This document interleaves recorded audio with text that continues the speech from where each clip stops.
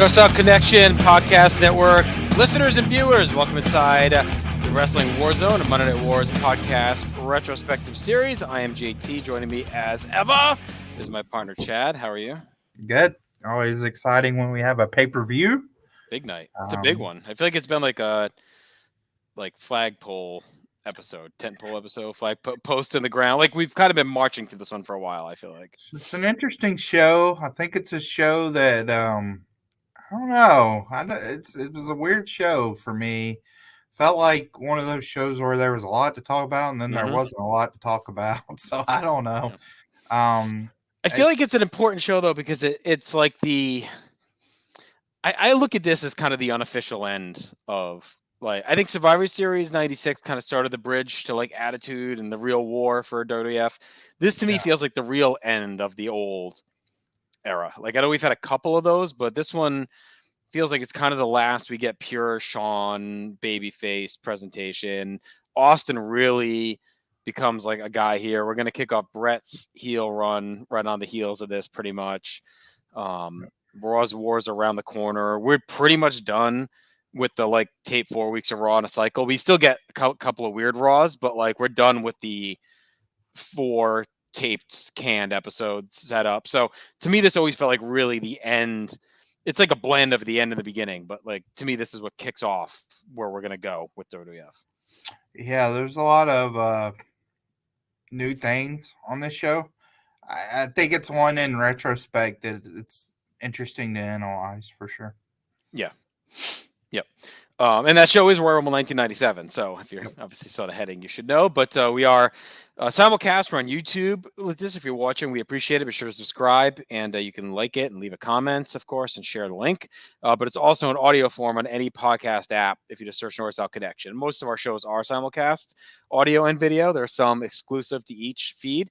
There are some that just do audio. Those are more long-form podcasts. And we have a lot of short video content available just on YouTube. So if you just subscribe to both, you'll kind of catch everything we have to offer, or visit northsouthconnection.com, or follow us on social media on Facebook, Twitter, Instagram, TikTok, or not as updated as regularly, but Facebook and Twitter are pretty up to date. So if you follow there, you'll pretty much get everything we got going on. So we got a pair of hats, Chad. I feel like we're it's tribute to the 2 eras of Shawn Michaels. You got the authentic 1997 Heartbreak Kid San Antonio hat that you got this year when we went to the Rumble in San Antonio. They were selling those. And then I broke out the camo. I feel like camo is a very Shawn, camo hat is a very Shawn Michaels thing as well. But so yeah, Rumble 1997.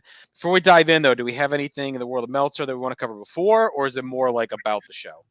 There's a lot just regarding the attendance. So I guess we need to decide, do we want to talk about that now or when they actually announce it? I know when Fink. Why don't we do it before the Rumble match? Okay.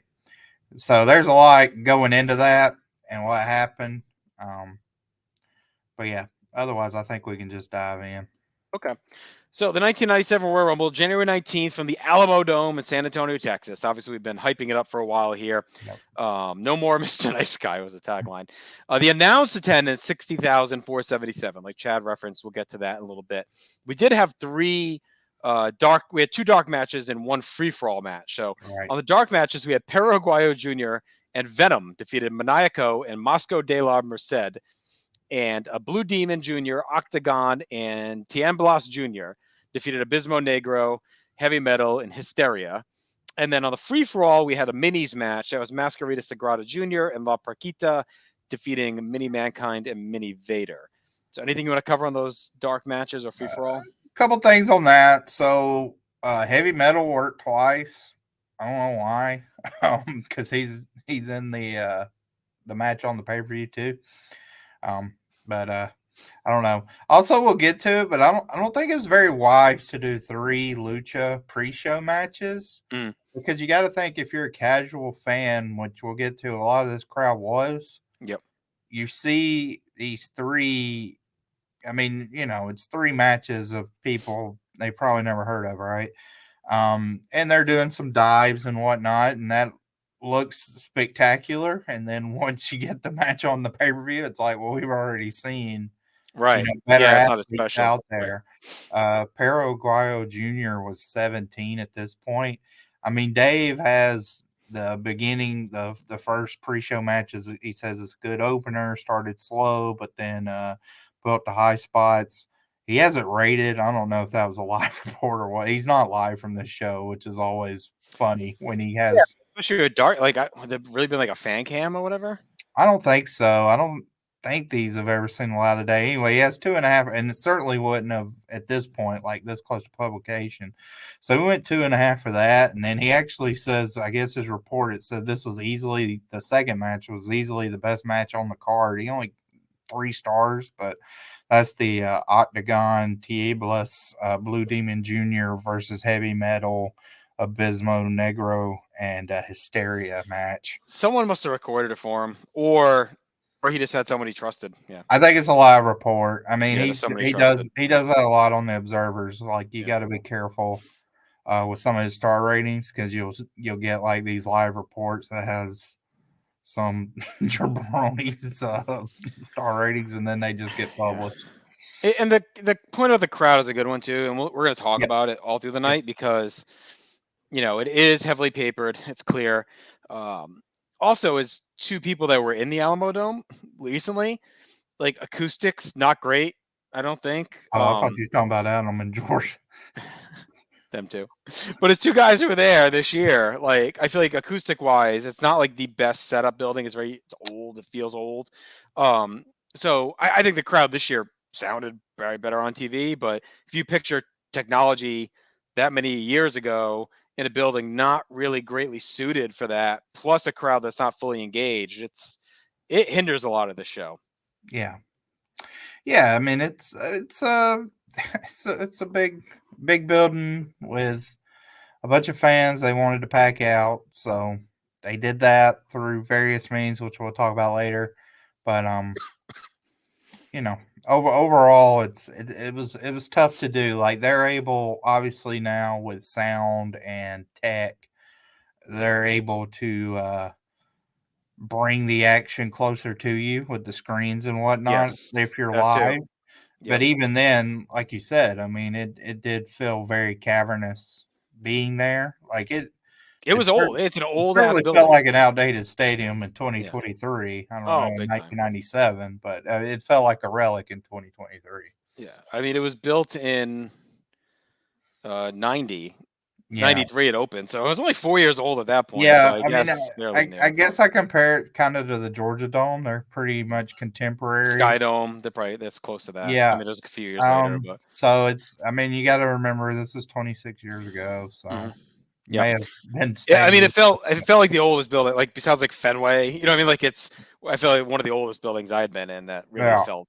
I don't know how old the Superdome is. Like that felt it too, obviously, Yeah, but the Superdome though, I think they've done enough like renovations and just the way the Superdome setup is where I've been to football games at the Superdome in the upper deck and it sits so far over that you kind of feel more on top of it. This still felt see, like where very I bad. was for Mania 34 though is under those overhangs, and you couldn't hear a thing. Like Oh, yeah, that that I completely haven't been crushed any there. noise. Like I couldn't even hear theme music at that Mania Mm. because of the way this thing came over you. I was like in the back of that section, but I meant even more like the concourse. Like walking around Oh, felt very concourse definitely tight, fizzle. very hard to get through, and that's how the Alamo Dome felt to me. It was like very close A quarters in the lot of concourse. cement.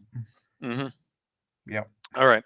All right. So we got our opening video. It's very focused on Shawn Michaels' climb to the top, all his issues with Sid, Vince McMahon, Jim Ross, and Jerry the King Lawler welcome us to the Alamo Dome. They're all decked out in cowboy gear. It's a pretty infamous moment. This is the first time Ross wears the 10-gallon hat, and he never takes it off again, I don't think, unless it's slapped off him by someone. But he pretty much will wear that going Yeah. forward. So he keeps it from here on. Yeah, this is officially the end of Jim Ross. whatever heel Yeah, Jim well, Ross end of was. the heel run, but also the end of like old school Jim Ross, like the nerdy guy with the glasses that rattled off the facts. Like he definitely turns a little bit more. I don't want to say cowboyish, but like his bravado changes a little bit from like Y- nerdy. Yeah, it's very weird to see like how he became, I would say, most synonymous with that Hmm. because he never wore a cowboy hat up to this point, and he'd been doing commentary for 13 years at this show. Mm-hmm. I mean, even you would think like in Mid South next to like Cowboy Bill Watts, he'd be ready to go, but he did. I mean, he had his Southern flair, but he wasn't country JR that you think of here. So No. I mean, he pretty much like got fired over not wanting to do this a couple years ago. Right. Now, Here he is. now he is. Yeah, and so to me, like even his demeanor and voice changes completely from like the nerdy, fast-talking sportscaster JR that we've known through this to point to more of the character John Wayne. It's an interesting, it's an interesting kind of character study in him because he obviously gains a lot more like political clout the next few years, and then kind of gets treated bad too. It's such a like up and down relationship with him and that company. But it's interesting how he I mean, it's you kind of would like to get into the psyche and see like if he thinks he like sort of had to sell out and would he do it again because he did reap benefits from it. And he's probably the most famous. It's again tough, but I'd say he's the most famous wrestling announcer of all time, right? Like I'd say Mean Gene's probably the most famous. Mean Like Gene. I'd say Mean Gene and him probably top two. Yeah. I mean, I think for a while you could probably say Jesse, but I think he faded quick, Yeah. So I would say Mean Gene. Like if you ask any wrestling fan, like, oh, name an announcer, they're gonna probably say Mean Gene. Maybe the Fink even, if you count ring announcer. But I would say Gene and JR, I think. And King, honestly. Probably I mean JR and King together have to be up there. Like if you ask for an announced team, I would say most people are gonna say JR and the King. Yeah, I mean, because even like now, we're getting to there where, like I said, this show's 26 years ago, so it was a while ago. Like, there's fans now that were not even born. There's fans that we talked to, guys like Logan that were very young, weren't around when this was going, weren't watching when this was going on, like Souza, Logan, and Shiflett. But I mean, there's still obviously no like JR, you know what I mean? So it's one of those things like that's kind of became the nostalgia for some too. So yeah, I mean it's the Gorilla and Bobby for like a generation. Yeah, it's basically pushed. I mean, I think it's completely like pushed out, obsoleted someone like Gordon Soley, where now it's just like hardcores of hardcores, right? And now Gorilla and Bobby are kind of like where Soley was, like when I was coming around, where it was like, oh yeah, I remember this guy. He's like of my childhood, that comfort food. Yeah, announcing. yeah. For us, it's Gorilla, Vince, Jesse, Bobby. You know what I mean? Like those. If you want to say Tony or whatever, but and then JR and King of that era. So and Larry Zbysko. All right, so we have some crackling audio already. Your favorite technical issues. There's a lot of technical issues actually on this show. We'll get it. I blame the dome. I think that dome is. Just... Yeah, I mean they don't have exactly a sparkling track record. It's your favorite theme of 1996 is the WWF. You don't think about it. Like WCW gets ragged so much for their technical mishaps, and it's like just on this show, there's three pretty. Yeah, I would say this is the least significant of the three. I mean, this doesn't matter. There's two like fairly significant goofs that happened. One in the Rumble and one in the Lucha match. All right, we get the Spanish announce team introduced officially: Arturo Rivera, Carlos Cabrera, and Hugo Savinovich. And then Jacques Rougeau Sr. and his son Ray Rougeau are in the French booth. So we got all three lined up. This is the first time we've had all three? I think it's the first time we had the French. Yeah, we've had the Spanish for a bit. Yeah. All right, we get right to our opening match as Goldust taking on Hunter Hearst Helmsley for the Intercontinental title. This has been a feud we've been following, obviously, over the last month-ish. It kind of started at its time when Hunter was stalking and trying to hit on Marlena. It led to the King asking Goldust if he was queer, and Goldust saying no, punching him in the face. And it's pretty much just turned Goldust along with Marlena throughout this feud. So he saunters out. First big match is a face, IC title match, chance for revenge. We get a video package as Goldust is coming out. That takes us to Hunter's entrance. He has a surprise return of Mr. Hughes, which JR notes who it is. So we've been talking about Hunter kind of needing someone. He had Mr. Perfect for that hot minute. Perfect left. He felt like he could have something. I mean, Hughes is a butler. / bodyguard, like, is fine, but he's not a talking for it. Like Helmsley, we feel like needs like some kind of additional personality at this point. So Hughes feels like a guy you have with someone else, like a valet / manager. Hughes is the bodyguard, and then Hunter. Like just Hughes to me doesn't feel like enough for where he's at. Yeah, it doesn't seem like much of an impact. Because Perfect was being positioned so highly Mm-hmm. before he bolted. I mean, there's a lot. First off, I mean, this video package, the way they like retcon Perfect leaving is Mm-hmm. hilarious. Where they make it Like a seem Hunter like kicked him out. Yeah. yeah, they make it seem like Hemsley beat him up and like ran him out, and Mm-hmm. like they basically the whole ruse of them fighting. They make it seem like it was legit after Hunter won the Yes. title. Yeah, that he wrecked him with the Like thing and then timeline kicked him wise, out. this it's Yeah. hilarious. Yeah, when Hughes comes out, it's. I mean, obviously this is pretty short lived.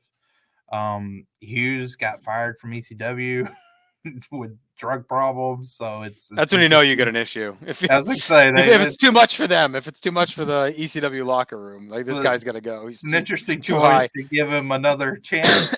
Um, and we see how quickly they pivot to something else Mm-hmm. in like a month, and obviously something much better and bigger.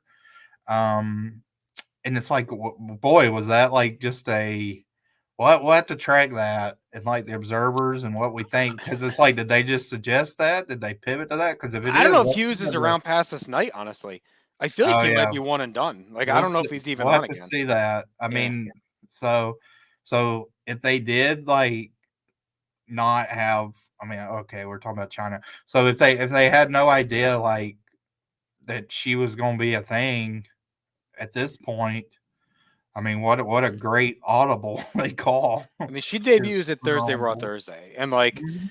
I know Sean and Hunter were pushing for her. I think right, didn't they? They found her at a gym or whatever it That's the was, and story. right, they had So been we'll have pushing to for her. So track. maybe they were, and they were like, "Well, we want to try Hughes first." But like, when's the S&M shit with Hughes? Is that this run where he's like into the S&M stuff, and isn't that part of why he gets fired too, or something? I Oh, don't know. oh, I don't think he's around long, so I don't know if it isn't like if they tried Hughes, and they Sean and Hunter made it just like pushed him out and been like, "Oh, this guy's not working," like trying to get to China. So, bombed um, him. Knew he'd yeah, bomb or something. Yeah, yeah. it's a very interesting choice.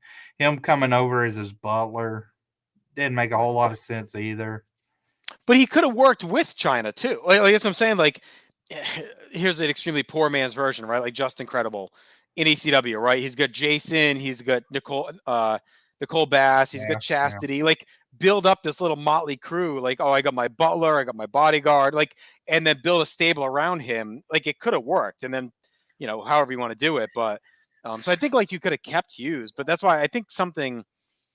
I don't know. I feel like there's some run in here with him and the friggin' S&M stuff. I thought it was this. Like he was like uh We'll be on the lookout for that on the observers.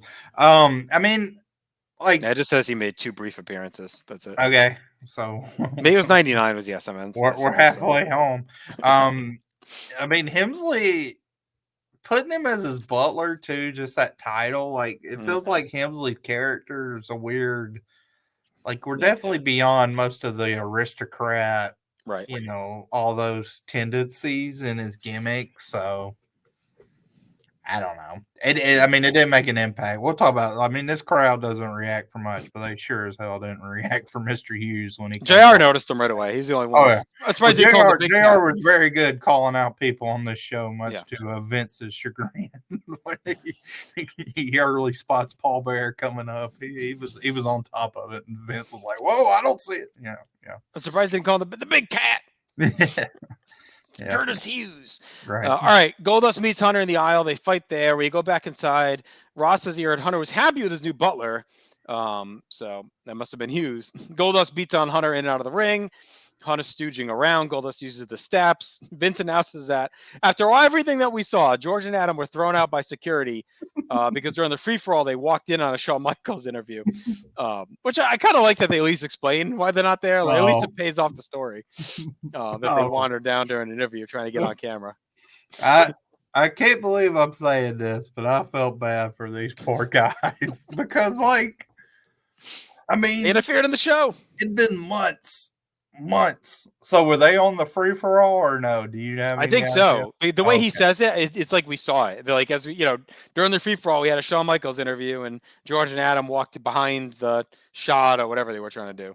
Yeah, if they're on the free for all, I'll give it more of a pass. I did like Keen calling them doofuses or whatever, like losers. He's basically like they were hanging Doofy. out for months and then they got kicked out with a bunch of losers.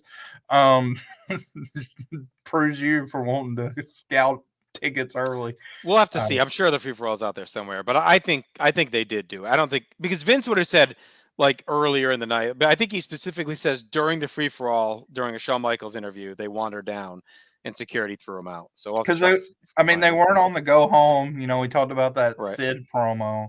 I've scoured the internet for apparently like the superstars had a bunch of interviews from like on site, like they would do To see if they were sometimes. in it. But I couldn't find it online. I didn't look at some of the other. Basically search YouTube, but yeah, that'd be interesting. I mean, if they appeared, that's fine. But I thought it was a little bit of a sad end that they didn't even make it to the pay per view We'll check it out. This is after gonna be months. out there. Hunter's begging off. He kicks low, throws Goldust outside. The crowd is just tapered off completely. Goldust comes back and uses the stairs. He works the leg. Goldust eventually gets thrown back outside by Hunter, who finally takes over again. While Hunter's beating on Goldust, we go to Todd Pettengill in the crowd. He's interviewing Colin Ray. Like, why are we doing this? It makes like we're completely. This is a big IC title match with a feud, and it's like they're treating it like it's a squash on Superstars or something. Yeah. He makes Uh, Colin sing Little Rock. Todd mentions Little Rock like 9 times during his interview, so I guess it's the only Colin Ray song he knew. Colin Ray bigger get than Aaron Neville that was at the Superdome, or about even, or I were think Neville's a pretty big star. I'd say he's. If I ask my mom right now between Aaron Neville and Colin Ray, she knows. She knows Aaron Neville. I'm guessing, unless she's a big fan of Little Rock. We get a long heat segment. Goldust blocks a superplex, misses a top rope elbow. Hughes hands Hunter the title. Hunter kisses Marlena. Goldust grabs the belt, hits Hunter with it, but Hughes makes a save. Goldust takes Marlena's cigar and jams it in Hughes' face. I mean, that's why he leaves. But Hunter comes in and hits the pedigree. I did not remember Hunter winning this by pinfall. I always thought in my mind it was like a DQ or something. Mhm. Plotting match.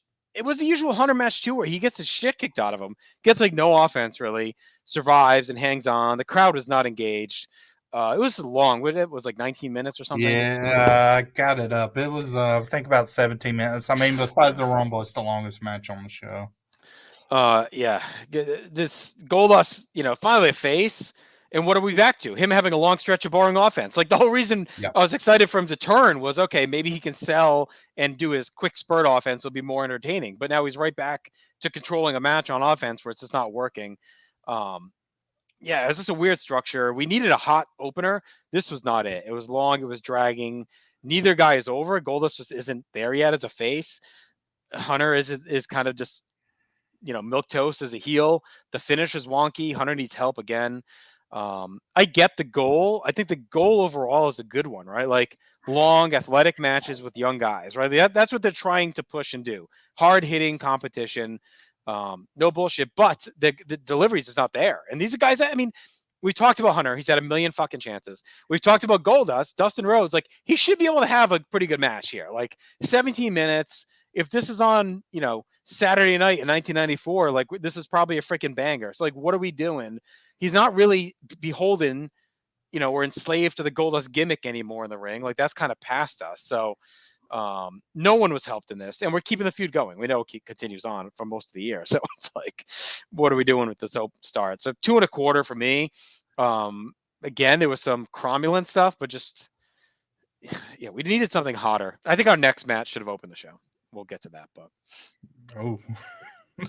but at least that was like in I was like waiting till the last sentence. We'll well, get at to least that. the crowd was into that. We get the big table. We'll talk about it. But at least there's some Uh, excitement in that match. Like this okay. was like just like fucking plotting. Uh, yeah, I mean, when I was watching this, I kept thinking like there was a good match here, maybe that sometimes tried to fight out, but never happened. I don't know who to blame. Like Goldust wasn't very good on top.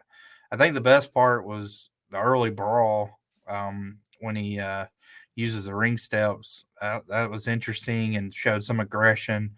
And then he starts targeting Hunter's knee and works on that a little bit on the outside, but then it gets blown off very quickly. I didn't think Hunter on top when he takes over on Goldust was very good. We've been talking about his development. He's been steadily improving. I thought this was probably like the worst showcase in a while he's looked. Um, it's kind of interesting. He's someone I'd like to track with Dallas Page. Because I think these are two guys like overall in '96 kind of rose up from where they were, and it's interesting like with Dallas just kind of jump started off with the last Nitro, and to me Hunter had a little bit of a hiccup here. Um, yeah, just overall not a very interesting match. The stuff with Hunter and Marlena doesn't hook me at all either. And Hughes does distracts him, so Hunter does get the clean win with the pedigree. I went 2.5. I mean, it was solid. It wasn't very exciting, wasn't memorable. I think they wanted like a very good. You can see how the cards have been structured with Mero versus Austin and Austin versus Hunter at Buried Alive. They've tried this a few times, even like the Leaf Cassidy Flash Funk opener in its time. They've tried to have these kind of showcase opening matches, and a couple of them have been good to very good. Probably Austin versus compare Mero. this to like a Nitro. Like, what would something like this be like? Arn versus like Jericho or something. Not that Hunter's on Jericho's level, but he's kind of like at this point like an up and comer. Yeah, I mean, I think you could do like I would actually say probably in this position it'd be more like Jericho versus Benoit or Guerrero. Younger guys. Yeah, I'm thinking Goldust isn't like super young. It's more veteran. Arn's like kind of washed, but I'm trying to think of someone who's like older or like a veteran guy that you should expect more. I don't want to say like Bobby Eaton, but like Regal, maybe like Regal and Jericho, something like that. Regal's probably your best. And that's probably going 3.5. You know what I mean? Like on a pay-per-view versus this. Like it's just whatever the mix just isn't working right now. Like everything. And like 17 minutes, like they got plenty of time to tell a story, so it should have been more. Goldust is a tough wrestler to grade. When's the last good match he's had? Ahmed at King of the Ring? Yeah. And even that was like whatever. Yeah. I mean he's like this run is very interesting. It's like I mean it's how much do you weight it historically because he's done so much good, but when you start thinking critically about greatest wrestler ever and all that, it's like he definitely has more blemishes. Like say what you will about Vader in this run, but I think Vader's been in there with Shawn Michaels, who's better than Hunter at this point. Shawn had a couple of matches with, right? Yeah, it's just Goldust hasn't done a whole lot. He certainly hasn't elevated to me like done. You could argue he peaked at Mania with Piper. Yeah, that's what I was gonna say. I mean that was at least heated and different. Ahmed was a good feud. Like I think the Warrior feud was good. The Taker feud was like his feuds were fine. Those bottomed out with Ahmed. Like, and then he was kind of in that weird Goldust Mankind stuff with Taker thing. Was whatever. The beginning of it was pretty good. Then it just dragged on. Then he was with that weird Mankind love triangle with Sabu. Sable. That would have been something. Sabu, Mankind, and Goldust. So anyway, all right, we've spent enough time on this opening. Bret Hart's in the locker room. He talks about being a marked man. He's already taken too many steps back. So tonight, there's no stopping him. He'll be all that's left standing. We then go to the boiler room where Mankind says he wants to hurt a lot of people that he doesn't like. Any comments on those? No, they were just kind of your basic, like gearing up for the Rumble. Yep. Yeah. There's a couple more that have some more memorable moments. Yes. All right.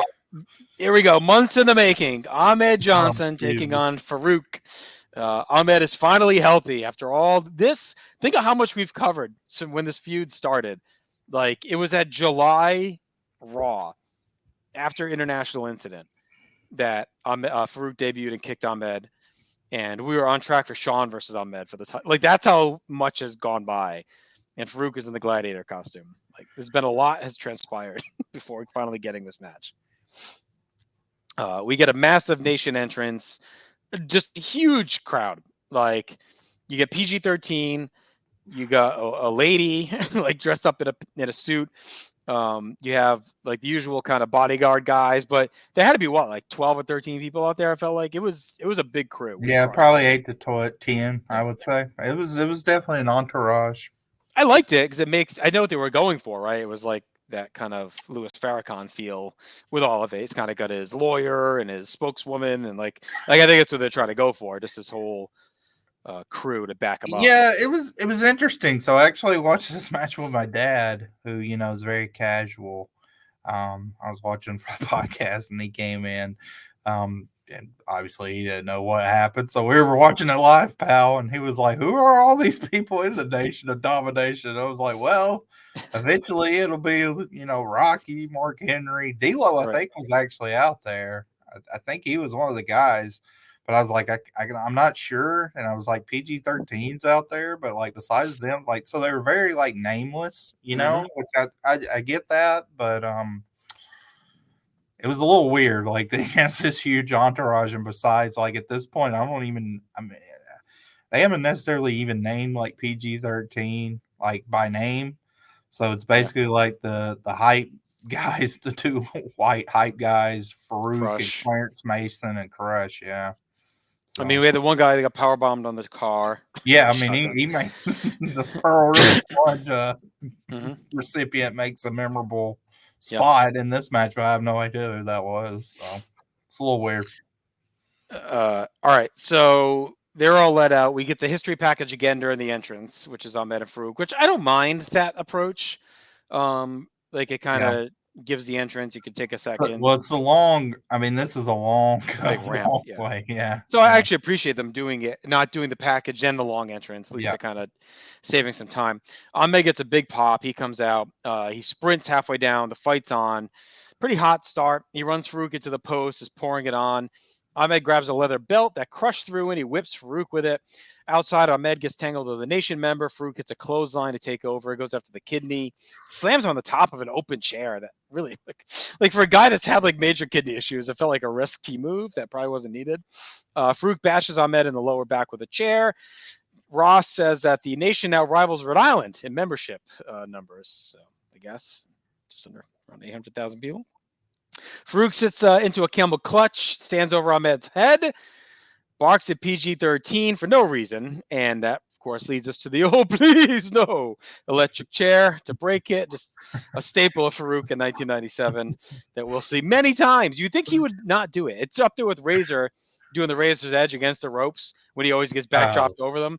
Like this is like why he's obsessed with standing over someone's head and yelling at his guys at ringside or the fans for no reason, yeah. and then pleads with the guy not to dip him over. So anyway, we'll put that on the counter. We'll get the please no counter. Ahmed catches Farouk coming off the middle rope, hits a power slam. The crowd wakes up. Farouk comes back with a spine buster, but Ahmed quickly battles back. Crush and the rest of the nation come in, and we get the disqualification. Ahmed cleans house. He stalks one of the nation members around the ring. Everyone runs away, and he power bombs him through the French table in a pretty great spot. It's a memorable spot. It's one that they'll re-air for a while. It was a crazy power bomb too. He just like almost spins him and lets him go. So it Hmm. looked really cool. And Ahmed stands on steps to do it. Um, so he's like up and elevated over the table and just like whips him through it. So it's a cool looking spot. I didn't mind this as a brawl. I had good heat. The fuck finish is fine too, because even though it's been 5 months, like it's the first time they really touched hands. You're going to assume they're going to fight again at Mania at this point. So this is just to get us going to that point. Ahmed is still really over. Like the crowd was into him and his offense. Farouk is slow and clunky, but at least to the gang backing him up, it adds some chaos in there. And again, I think this should have been the opener because I think you start, the crowd is more into it. It's a quicker brawl. You get the power bomb spot. I feel like at least would have been like an entertaining way to start the show versus just that 18-minute slog. So I went 2.5 on this. I was fine with it. I think it met enough of the hype, especially given that Ahmed's not 100% healthy. Yeah, 8:48 is the time. Meltzer says better than expected, then gives it a star and a half. So I don't know what he was expecting if that's overachieving. I I went 1.75. I didn't. I like the first like 2 minutes of this match, and then I like the brawl at the end. Well, really, Ahmed's table spot. Beyond that, I thought this really like slowed down with Farouk on top, especially the electric chair spot is just so nonsensical. I mean, it's comedic because of what it's become, I but hate it so much. I it hated it makes then, and I no. hate I it mean, now. he literally like straddles his head and then is yelling at somebody in the crowd and He's then gets yelling at thrown. like Makes PG-13. He's no. like direct. It's so I thought stupid. it was a PG-13, but this time it was like you need to Maybe shut it's your like mouth and pay your oh, respect maybe. to me. So I don't know. Yeah. I mean, it made no sense. It was really bad. And he does His it a lot, which is even more annoying. he starts out wearing them like weird pants too that Ahmed rips off. It's just I don't know. Like I think this actually at 8:48 could have been shaved and been better, especially with the DQ finish. Because I mean, like this was obviously like step one back, and I think Ahmed's still pretty ginger in how he's his mobility and whatnot coming back from the injury. So he's not at full speed. I'd almost would have liked like a 3 or 4 minute really hot brawl. Once Ahmed gets Let blown me up, they can let me ask bring. this of you, Yeah. and they probably would have gotten shit on for bait and switch, but what if Farouk instead says, you know what, you're gonna wait, and he sends PG-13 in the ring, and Ahmed just destroys PG-13, and still power bombs the guy through the table, beats the shit out of them, and then he gets Farouk in the Rumble for a minute. Crush pulls him off. So like you're almost building even more heat. I know we've done that a lot to this point, but not Ahmed hasn't been physical. So like him beating the shit out of PG-13 and pinning them stacked up or something, throwing a guy through the table, and then says, "Fine, Farouk, I'll get you later tonight." And then like again, Farouk barely escapes him in the Rumble. I think that might could have worked. I mean, the two most memorable things in this match, honestly, is Ahmed hurling Wolfie D Mm-hmm. to the floor and then the table spot. Yeah. So neither of those involves Farouk. I mean, oh Right. please, but that's for bad reasons. Yeah. So the only So thing you could say is maybe at the moment they would have been, oh, it's a bait and switch on it, but yeah. I mean, whatever. Well, we'll get to. I mean, this card is littered with crap, like screwy finishes. Mm-hmm. Like there's only one match that's clean in the whole show, and that's the Lucha match. So I mean, and you could have just done Bulldog and Owen versus Furnace and LaFon and just had these guys in the Rumble. You could have done that. yeah, could have done that. That'd been very easy because you Yeah. could have done. I mean, you could have done all that stuff on the outside, like During the Rumble, yeah. during the Rumble, and that Farouk would have. escaped. Farouk throws a guy in Ahmed's way, runs away.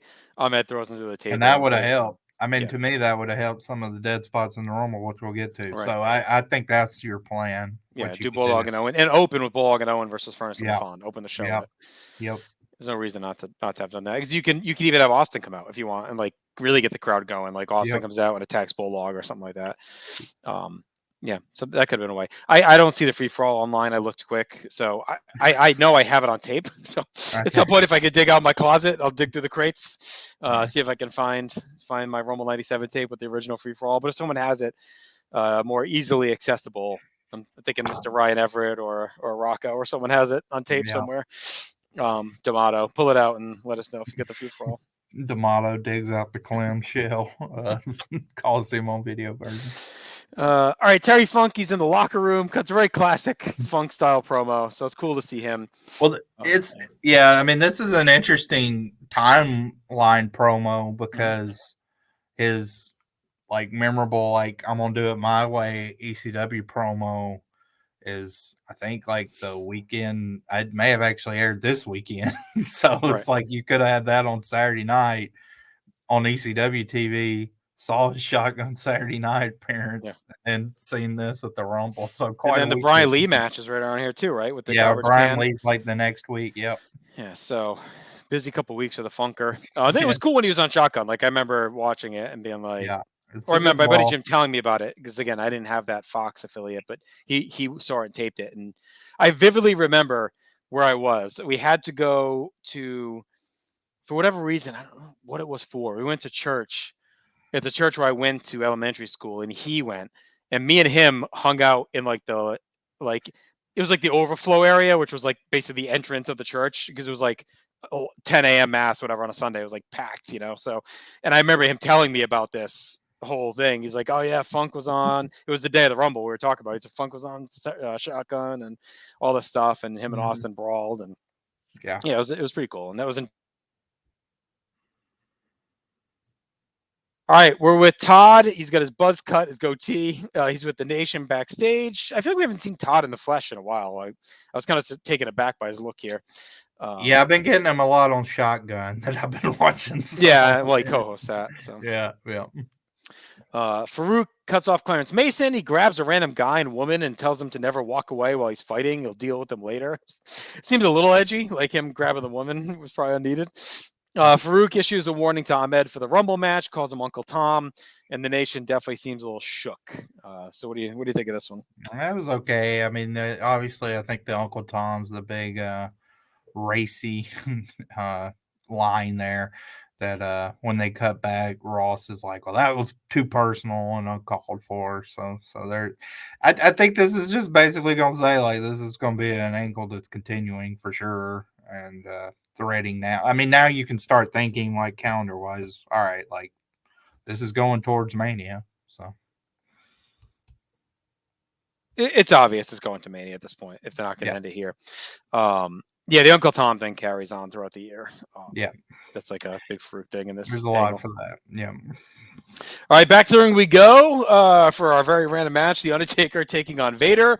Of course, we get talk about Jim Cornette being written out when Undertaker tombstoned him on Superstars. He hasn't been seen since for JR.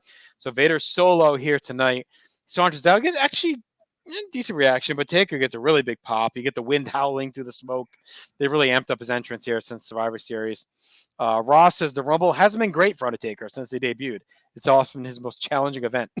Of course, if you think back, Giant Gonzalez, Yokozuna, Diesel screwed him out of the world title, so he's definitely had a big IRS match, or as I saw on the WrestleCon lineup for Detroit, is IR Shyster, which made me laugh.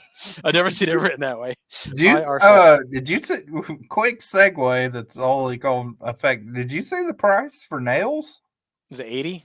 It was like 70. Is he rare? I mean, I assume he never. This is his first one ever, I think, or he just. Okay. It's like a big, it's actually a big thing for him to. I knew I didn't want to speak publicly because I knew there'd be, I've never gotten Nels's autographed photo, but when I saw that compared to the other, because I think like Luger's 60. Nails is the second most expensive. It was Brett on top, and then Nails I think is the second. Oh my god. Okay. But Luger does a shitload of these things. I think that's I know that, but he's like at all of them. I was a little jarred to see Nails right up there. I think it's his first one. I don't think he's ever done one. Okay. So I remember it being like a big deal when he surfaced, or it's a second one, something like that. It's rare. It's never happened really. All right, Vader starts hot with some punches. Taker slugs back at him. He chokes away.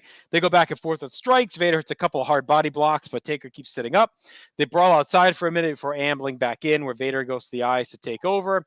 Taker comes right back with a pair of leg drops, tries to walk the ropes. Vader crotches him. Vader's working over Taker. We go back to Todd in the crowd again. He's talking to Summer Bishop from Minnesota, who has saved up all her babysitting money because she follows Shawn Michaels around the country. It's like, why are we taking it away from the matches? I get that they're trying to showcase this huge crowd and like look at what's going on, but like do this between the matches. And this poor girl didn't seem like she wanted to be on camera. Right.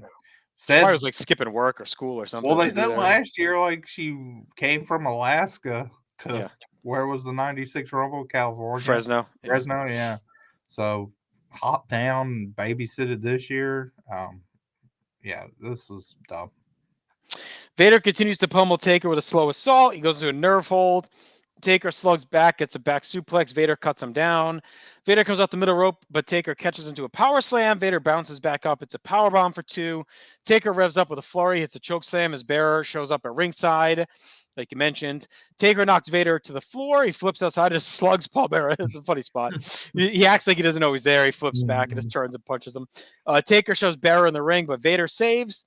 He drags Vader to the new French table, but misses a springboard off the steps and bangs into the railing. Bearer hits Taker in the head with the urn. King says, So he jumps off the apron with the urn and Yeah. hits Taker, and he like rolls away. And King says he sacrificed his whole body. And Frost says that's quite the sacrifice. Taker rolls in, but Vader hits a Vader bomb, and I would say very surprising, fairly clean win over the Undertaker. I thought this was shocked. Vader and Paul Bearer walk off arm in arm. Taker choke slams the ref and destroys some stuff at ringside and yells at Vince. I didn't mind it. It was a little slow. The strikes were hard hitting.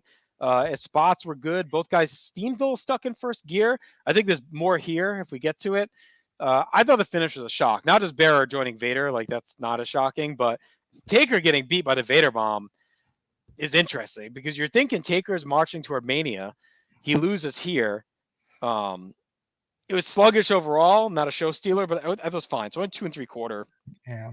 But do you think their intent was like setting up Vader for a post-Mania title contender slot, perhaps? Like, what are we, or just trying to know. There was him? a nugget from the so originally. Oh, let me scroll down because Vader wasn't originally going to be in the Final Four main event, according to the Observer. That was kind of like a retcon thing. Wasn't originally Sean, Sid, Brett, and Austin or whatever? Yeah, it was going to be what they thought were like the 4 biggest stars in the promotion at the time. Yes.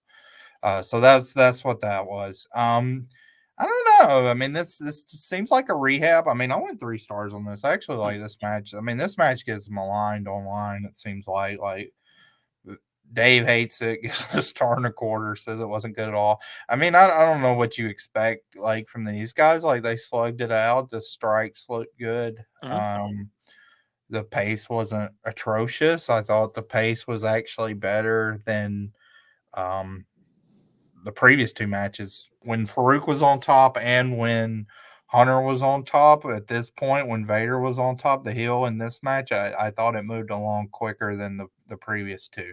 So I give that the edge. Bear is so fat, for lack of a better word. Like his spots look scary. Like him flying off with the urn and tumbling to the railing, kind of. I mean, like it looked pretty reckless. Him with Vader's an interesting pairing. I did kind of, I guess Mankind was still rocking in the boiler room.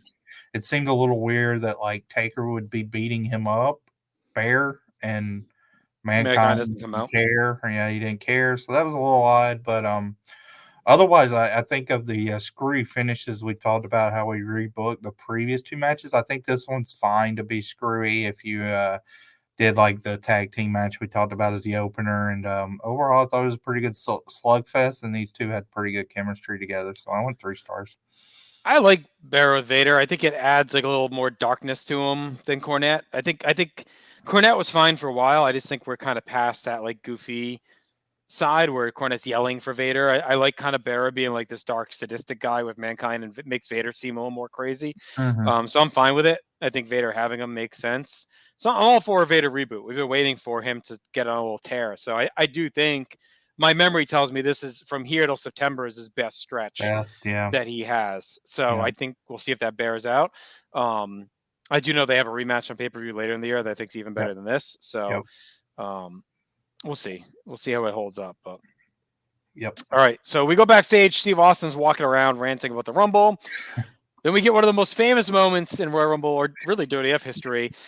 British Bulldog is walking from his car, and I'm going to win tonight's Royal Rumble because I'm bizarre. And like it is, anyone who knows anything about wrestling, it is in a kind of any online forum anytime. It knows the I'm bizarre. Oh, I forgot this happened there. I mean, why? What? I mean, why did he say that? I don't know. I feel like someone asked him one. I'm trying to remember. I feel like I read something that. Yeah. I mean, he comes out of the car waving to the fans. Like, this is obviously like pre-show. He's like, "Who's going to win the Rumble?" And everybody's like, "Eh." And then he's like, "Because I'm a what?" It almost makes me think he didn't know he was being recorded. Like just is fucking around. Cut! He's going to win the Royal Rumble! Yeah, the British Bulldog. I've got a history in Royal Rumbles, and tonight I'm going to remake history by winning this night's Royal Rumble tonight because I'm bizarre. None of it. He said Royal Rumble 9 times in like 6 seconds. I'm gonna win this. Who says this night's Royal Rumble? Because I'm bizarre. It's like, what does that even mean? Like Goldust Mike could say that, or anybody. British Bulldog. Cut! He's going to win the Royal Rumble! Yeah, the British Bulldog. I've got a history in Royal Rumbles, and tonight I'm going to remake history by winning this night's Royal Rumble tonight because I'm bizarre. This night's Royal Rumble tonight. Like, it just makes none of it makes any sense. Oh, it's so bad. Yeah, it's an all-time. It's an all-timer. I mean, it's an all-time moment. He's got some good ones in the stretch. Oh yeah, I mean, he is one of my favorite guys in 1997. I'm gonna love watching him because he is just like a fucking nut all year. Like, especially once the Hart Foundation starts and he's just like a goof with Owen. There's so many good things with him. Like, I can't wait. Revenge of the Taker, when they do the double take after they beat up Austin, is like one of my favorite moments. Them arguing for Pillman to be in his corner, like all that stuff.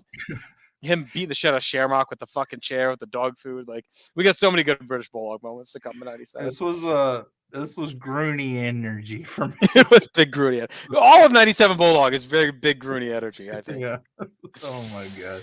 All right, let's get to our next match after the bizarre moments. Like I said, it caught me off guard.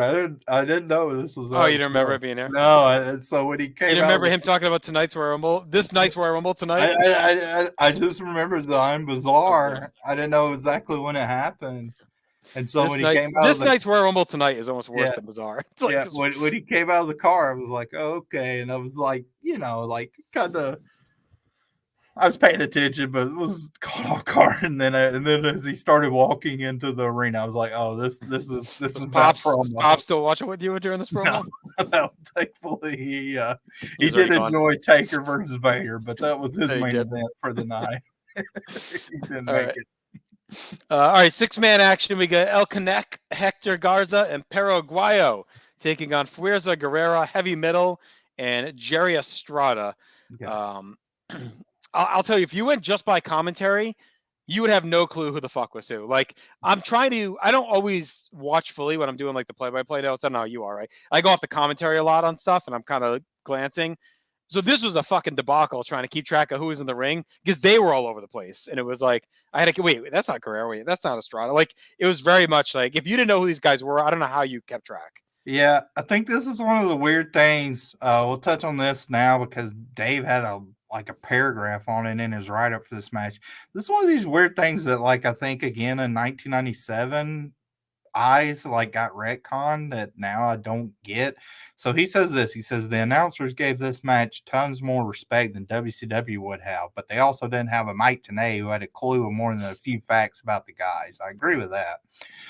But this couldn't hold a candle to the Mexican matches in WCW. Vince McMahon was particularly bad, although he didn't treat it with disdain like WCW announcers like Dusty Rhodes and Bobby Heenan have, but came off bad mixing up Estrada and Meadow. I mean, I never thought like that Dusty especially has been, like, if anything, he like kind of he's like learning. He's trying to learn it. So I don't know if Dave took that as disrespectful, like almost like he's being disingenuous, but I don't feel that way. That whole paragraph I thought was weird, just because like I did want to see. I thought Ross, and he had a few like facts. I don't know who prepped him for this. Kind of like the old, Kevin, maybe I'll have to ask Kevin. Maybe Kevin helped him. I don't know. I doubt it was probably somebody like George and Adam. Or Roy Lucy or whoever may have gave him some notes, crib notes. So, yep. I get what he's saying a little bit by them giving it more respect, because at the time, the big criticism of WCW was that they would talk about everything else during these matches, right? But I don't think you and I have picked up on that yet. I feel like that's more to come. But they do talk about the match during this match. I think that's what Dave is saying, that they at least were calling it as a match, whereas on Nitro or whatever else, they talk about other shit as the match as a backdrop. Yeah, we talked. I mean, I think the past Nitro was the best example of that, but I think we talked about how, like, I mean, that may be TV, but I do believe on pay-per-view they've been pretty honed in. So we'll see. Maybe it was fresh in his head off of that Nitro that they weren't calling it. All right, both teams hit the ring. The crowd is dead. We talked about this, but Garza was Vic Venom's big Rumble pick. He's not even in the Rumble. He's in this match instead. And I'll say this, like, I don't know why he wasn't in the Rumble. Like, to me, he at least was a young dude that could fly a little bit. Like, why not have him fly around the Rumble match instead of this, where he's kind of buried with these 6 guys?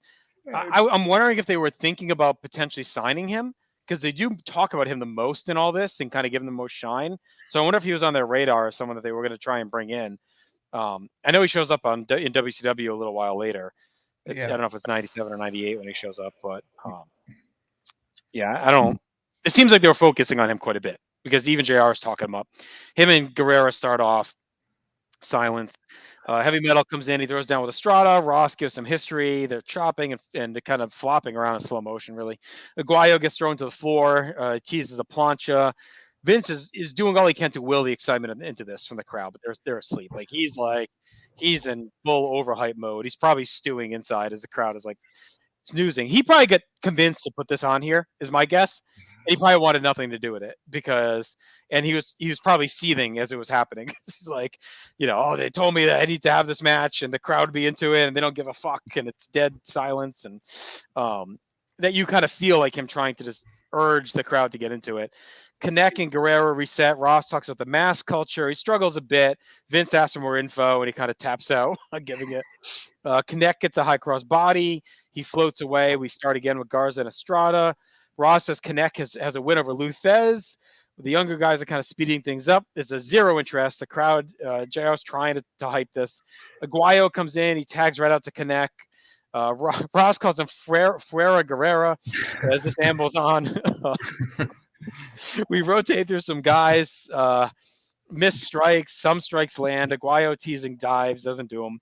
The announcers are hyping up Garza. Vince keeps mixing up Heavy Metal and Jerry Estrada.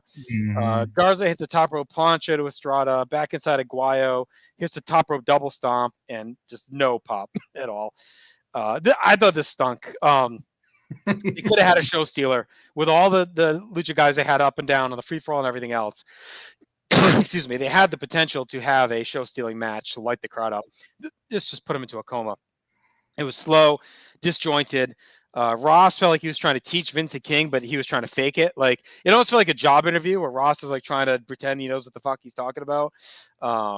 It felt like they were in an empty arena, even though there's supposedly 60,000 people there. Just the right idea. I'll give him credit. I think it was the right idea, but complete wrong execution. It just does not resonate. I went 2 stars. I think it's a sloppy clusterfuck, and there had to be a better way to do this. Yeah, I think I went 2 stars too. I think the move, and they go more towards it later on in the year, but it's only after ECW starts at first. I think the move here was to go with Michinoku Pro. I don't know who was in Vince's ear to bring. I mean, it's obvious like they wanted the Hispanic like crossover, right? Well, 2 things. They saw it working for WCW, and someone's like, "Oh, they're doing it, and it's hot on Nitro." That's and coming to San Antonio. Because if you look when they started doing it, it was that December taping. So they knew they were going to have a month and a half or whatever to build, because it started its time with Pierroth and Cibernetico. And it's just been a disaster of a deal. So I mean, Perro Aguayo, I think in particular, watching him here, it feels a lot like Tenryu in WrestleMania 7 or Rumble 94. I mean, like, Tenryu's legitimately like a top 10 wrestler of all time for me. So this is like not as bad as like, okay, him having this like stinker of a match on WWF pay-per-view. But I mean, Perro's in my top 100. He's a great brawler, but he's someone that has a amazing connection with the crowd. in Mexico, both for CMLL and Triple A when he was with them. And it was really that crowd connection and the brawling and all that, like that was for it. Like he's not a high flyer, as you saw here. He's like an old grizzled, badass, kind of like a bandito character that works, but not in this setting. And Connect is ancient here. I mean, he's in his mid 40s, so he's old. He's washed. He wasn't exactly no great shakes even in his prime. Like there's stuff with him and Andre that's okay, but not spectacular. And then you had the Rudo side, which is Jerry Estrada, Heavy Metal, and Fraser Guerrero. Those guys can bump and move, but they didn't have nothing here. Like you said, it was very disjointed. The crowd was completely dead. I think this is one of those that it just was a disaster all around and really affected any hope of these guys going forward with WWF. I don't know how much they had in mind after this, but this kind of squashed it for good, for sure. Oh, it's done. Yeah, I mean, like you said, the next time they try this, we'll see. There's a smattering through '97, and then throwing shit against the wall. Like, I think everyone remembers the lightweight stuff coming in the fall into the winter, but through the summer, they bring in some random guys and they try and get it back going again. Yeah. But even then, when they do the lightweight, they bring in some Michinoku Pro, but a lot of it ends up being more ground based. Like later on, like Brian Christopher and stuff. Like they're much Scott Blitzky. Like they're a lot more grounded versus high flying. This is a bomb. There's no way around it. I don't know how to have saved it. Like maybe someone from one of the guys that worked the free for all against Garza or something. Like I don't know what else could have worked, but yeah, I mean, so probably Perro Aguayo and Connect just don't need to be in the match. Like you should just sub them for. I mean, hypothetically, actually they should have done the minis. We'll put them or I mean, Perro Jr. was dynamic at this point, and Abismo Negro. You could have done that, and it would have been better. But yeah, I mean, just don't have the 3 starter matches. So get that out of the way. I'd done like the minis on the pre-show, and then this, and that's your 2 like lucha matches. So it's and still throw a couple fresh. of the guys in the Rumble if you want, like whatever. Take out there's guys you could take out, fake Razor, and right, there's dudes you can knock out of there, and stick a couple of the lucha guys in. But as we'll see, like that didn't move the needle anyway. The guys that were in there, so no, this was bad. I mean, I like most of these guys like a lot. Fuerza Guerrero, obviously that's who he's dad. He's an interesting guy, like on the PWO side of things, because he gets some play like on Greatest Wrestler Ever, and I like him a lot. I've never thought of him at quite that level. He's probably like a top 200 or 250 guy for me. So I mean, that's still high considering how many wrestlers you've seen. But yeah, he's an interesting guy, and Jerry Estrada can do some like sick bumps, so he can be fun too. So, but yeah, this was just not it. If you want to watch these guys, watch like 95 Triple A, like a good trios with Rey Mysterio and Psychosis or somebody like that involved. And then for Perro Aguayo, watch him versus Sangre Chicana from 1986. I mean, it's just crazy. Like he looks so old and decrepit here, and it's like, I mean, he's had 5-star matches in my mind, but they're all bloody, hate-filled brawls, and this was none of that. So Fuera Guerrero didn't do it for you. La Fiera Guerrero. Guerrero. The referee of this match was Heavy Metal's dad, which is I think they point that out. Pepe Casas. They should have they really just got fucked, right? Conan kind of just booked all the other guys, and that was it, right? I mean, so they were limited on who they could use. I mean, they had guys to use. This is just like the wrong time to do it, and the wrong guys in this pairing. I'll tell you, they do what they do in a few weeks is the move, right?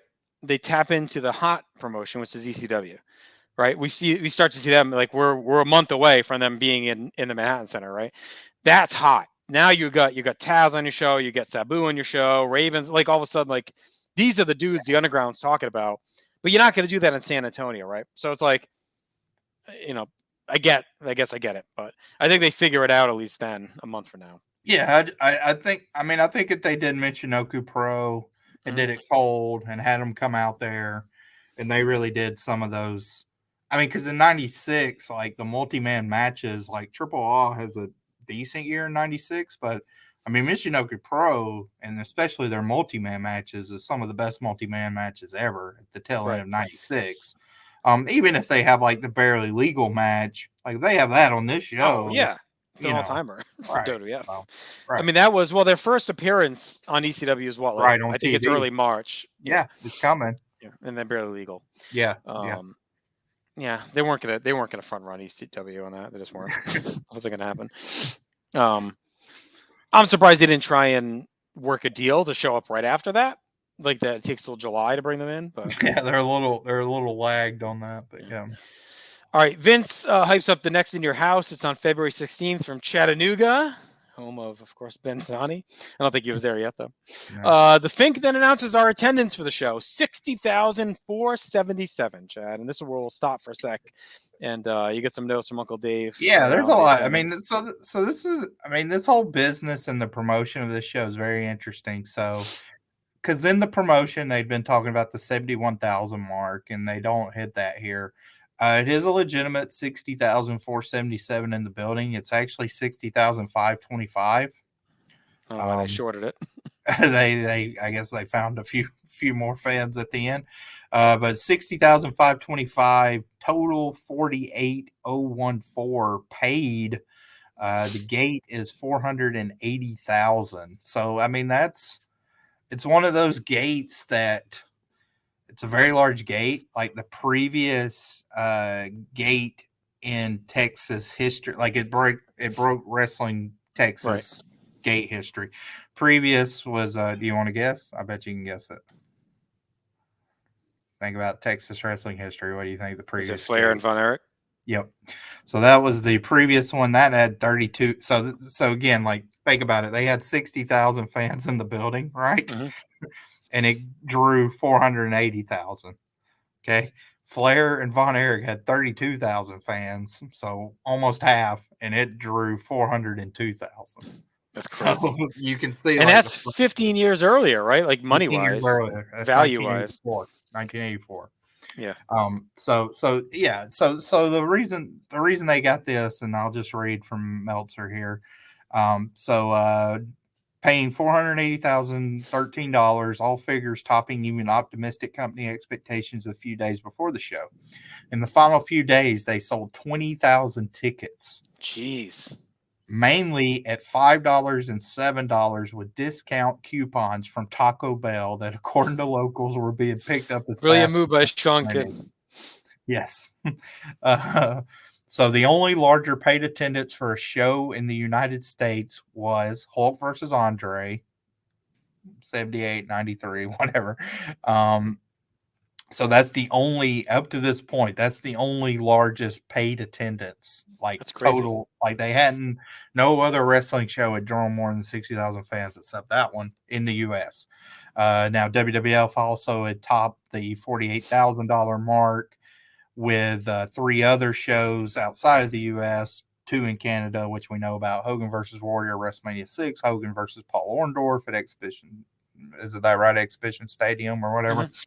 And then SummerSlam 92 as well. The 1992 WrestleMania at the Hoosier Dome in Indianapolis drew 62,167, which was slightly more than the Alamo Dome show, but the paid attendance was less because that one was even more paper than this one. Tickets were scaled much higher at the Hoosier Dome, and the gate was nearly triple the Alamo Dome gate, though. So they got $1.5 million for the WrestleMania 8, around there. The large attendance was fueled by numerous fans getting in as cheap, late walk-up buys, which wasn't the case at similar attended shows around the world. For example, the New Japan Tokyo Dome show, the bottom price was $50, although for years it was $30. And even at WrestleMania 3 in 1987, the bottom price for tickets was $9.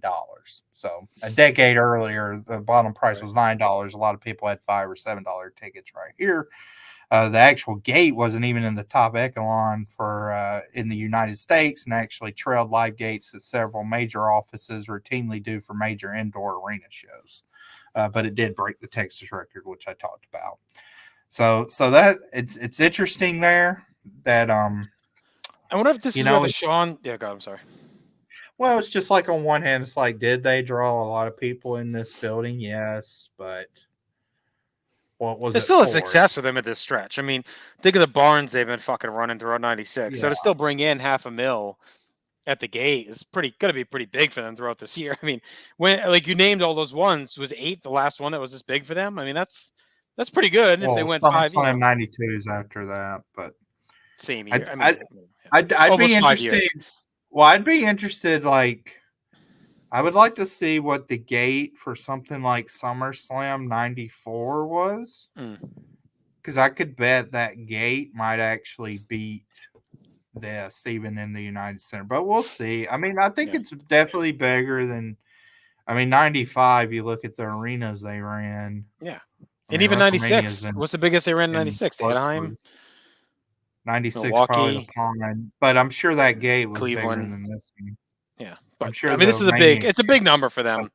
Either way, it's a big number for them, even though they I had to think the pay for it. quantity, to me, the quantities. I mean, obviously, like they're not going to sniff at 408,000. There is I did watch the '97 timeline, and what did Cornette gives like how much the rent was? I think it was like 100,000 or something like that, a generic one. So he does give like what the number was, 25,000, 100,000, something like that. He has the actual booking book, which is pretty cool. So of course, like with Cornette, take it with a grain of salt. But I mean, he's reading from the booking book. I wouldn't think he would fudge that. And he had the legit number here. So yeah, it's interesting. I mean, it's one of those. It's like, did they get a lot of people here? Yeah. Did they? I mean, I don't know. They don't necessarily come back here very often. So I don't know how many like fans they gained from the show. And Dave talks about that. I mean, obviously, like I don't know who his boots on the ground reporters were, but he said like the consensus was that people were happy that Shawn wins the main event, but overall we're like, okay, like it was almost like the carnival came to town, we saw it, and now what's going on? Yeah, it was a spectacle thing for the night, right? Yeah. I think part of it is there was probably a lot of local hype with Shawn, right? We know he did that party on Monday. He was probably doing other shit around town that week, right? So you get the local boy that's probably in the news. Hey, tickets are cheap, last minute. As we learned, San Antonio is a very walkable town. So it's like when they say walk up, it's probably legit walk up. Like there's probably people were hanging out downtown and the news ticker runs or there's something. It's like, oh, hey, $5 tickets for the WWF tonight. Shawn Michaels, hometown boy, going for the world title. You want to walk over? Yeah, let's go. Like you didn't have to. It wasn't a big. Oh, we got to drive 40 minutes. Park is crazy. Like, I mean, you could literally. We walked there from our hotel, right? So, and we weren't close. Yeah. So, I mean, you could walk. You could literally walk up. So I'm thinking that was probably a big part of their late draw was that people could just walk over and walk into the building without a problem. Right. So it was probably just right town, right place for them to get that level of last minute build. All right, so let's go through the Rumble here. We'll do kind of maybe 10 guys at a time, you think? Yeah. Pause there. Okay. All right. The Fink runs down the rules. We get the Nation of Domination theme. Crush is our number 1. He's got the troops with him. And of course, Ahmed Johnson's number 2. Ahmed slowly stalks out. They're brawling. Crush is going after the kidney. Razor Ramon, in what I believe is his final appearance at last, is in at number 3. Very soft booze. I think he's done here. Here's the gaff you're talking about was clock problems. So we get no countdown, no music for him. That makes the reaction even worse because he just shows up. Yeah. If it was already going to be bad anyway for Razor, but forgot to mention that. So the Lucha match also, like, one thing Dave mentions is like it wasn't on the big screen. They were that may have been arena problems. That sounds like it. Right. But like a lot of people couldn't even see it. Couldn't even see the match. So that screwed it. That didn't help the crowd there. Yeah, and then here again, Razor gets nothing. I mean, Razor, you can tell like they're done with Razor because he gets no reaction, and then Ahmed throws him right out. Yeah. Crush and Ahmed take more time beating on each other. Ahmed then suddenly. Oh, he's he could. He tried at one point. He tries like a belly to belly, and he gets like no air. Yeah. No, he's not much. Ahmed suddenly turns around and jumps over the top, and we see that Farouk is in the aisle and chases Farouk away. So Ahmed is out. I this was a tough loss early in this match. Like Ahmed's one of a few guys that are super over. Now we're not even going to get him and Farouk again touching.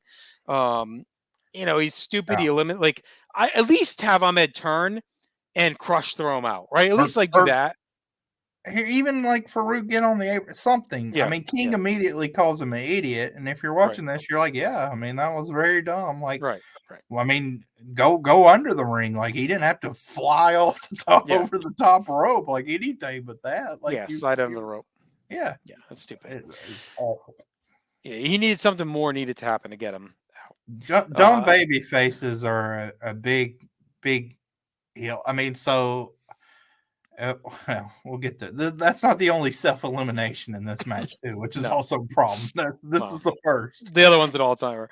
All right, number 4 is Phineas. Billy Jim brings him out. The clock is still busted as the glass breaks, so the music is at least back, and out comes Stone Cold Steve Austin. It's kind of a slow ebb of a pop, but I like it. It's like a slow roar as people realize it's him. So he's in at number 5. He gets knocked down as soon as he gets in the ring, but then he gets back up. He takes out Crush. Phineas gets dumped out. I'm sorry, Crush is out. Phineas turns and walks into a stunner. Austin flings him out. Bart is number 6. Austin beats the shit out of him, so his night's quick. Austin sits on the turnbuckle. This is the infamous. He's looking at his watch, which he doesn't have. The clock is back to count us down. In comes Jake the Snake at number 7. I like that it's him because there's some nice bookend to like Austin's initial rise versus I think you and I would agree this is the moment he becomes like a main event star as this match. So Jake being a guy that's part of that is cool. He lasts about a minute. Austin throws him out. British Bulldog, the bizarre one, is in at number 8. Again, pretty good booking. These guys have been feuding. Bulldog's all over him. Puroth is into number 9. More silence. Nobody cares. Vince, which I don't know if he meant this in a positive way, but it makes Doc Hendricks like an idiot. He said Puroth is one of Doc Hendricks' top 10 choices to win the Rumble. So. Between him and Big Venom, like who are they predicted here? Austin and Bullock actually worked together a little bit. The Iron Sheik leads out Sultan at number 10. Ross is wondering where Bob Backlund is. He may have actually made this entertaining. He's not here with us tonight. Well, so there's actually a reason for that. I don't know if they knew or not, but on Shotgun, they cut, they're in Texas, right? Right. And Backlund is in New York because he thought he missed the show was in New York. So they cut to him in New York and he's like, I'm here. Where's everybody at? And they're like, we'll be there next week, you dummy. And all of this. That was it. Yeah. So maybe didn't want to fly. I don't know. Yeah. You think you want to go back? San Antonio last time he was there was Survivor Series 94. He won the title. Big night for him. Yeah. So no Bob, sadly. Any other comments on the first 10 before we move along? No, I mean, like obviously, like it's real bad till Austin comes in. Austin saves it, and it's entertaining. The stuff with Jake was fine. Like Jake wasn't wearing his T-shirt tonight, so that's interesting. A little. I think this is it for Jake too. Honestly, I think he might be done here. Yeah. Yeah. I don't know if you want to eulogize him at all. He hasn't added a ton lately. I liked him in the beginning. I think we talked about him as a job guy to kind of bring in as a name. Like I think he was fine up until King of the Ring. Jake was pretty selfless even when he was at his most popular and not picking up many wins that he should have. But he was definitely giving to like Austin here. Throughout this, and even I liked him as part of the Super Friends against Camp Cornette. Like he was good in that. Him and Ahmed and Yoko, like we kind of liked that little trio. Yeah. King of the Ring was fine. It really wasn't until the King feud when things kind of went downhill. That kind of killed him. But so anyway, I'm pretty sure he's done. I don't think we see him again. Bulldog almost throws out Austin. Puroth tries to fight off the Sultan.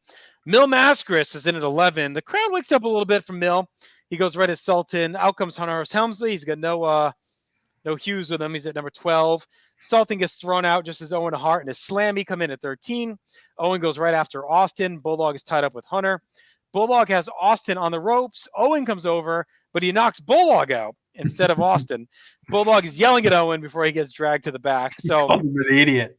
You're an idiot.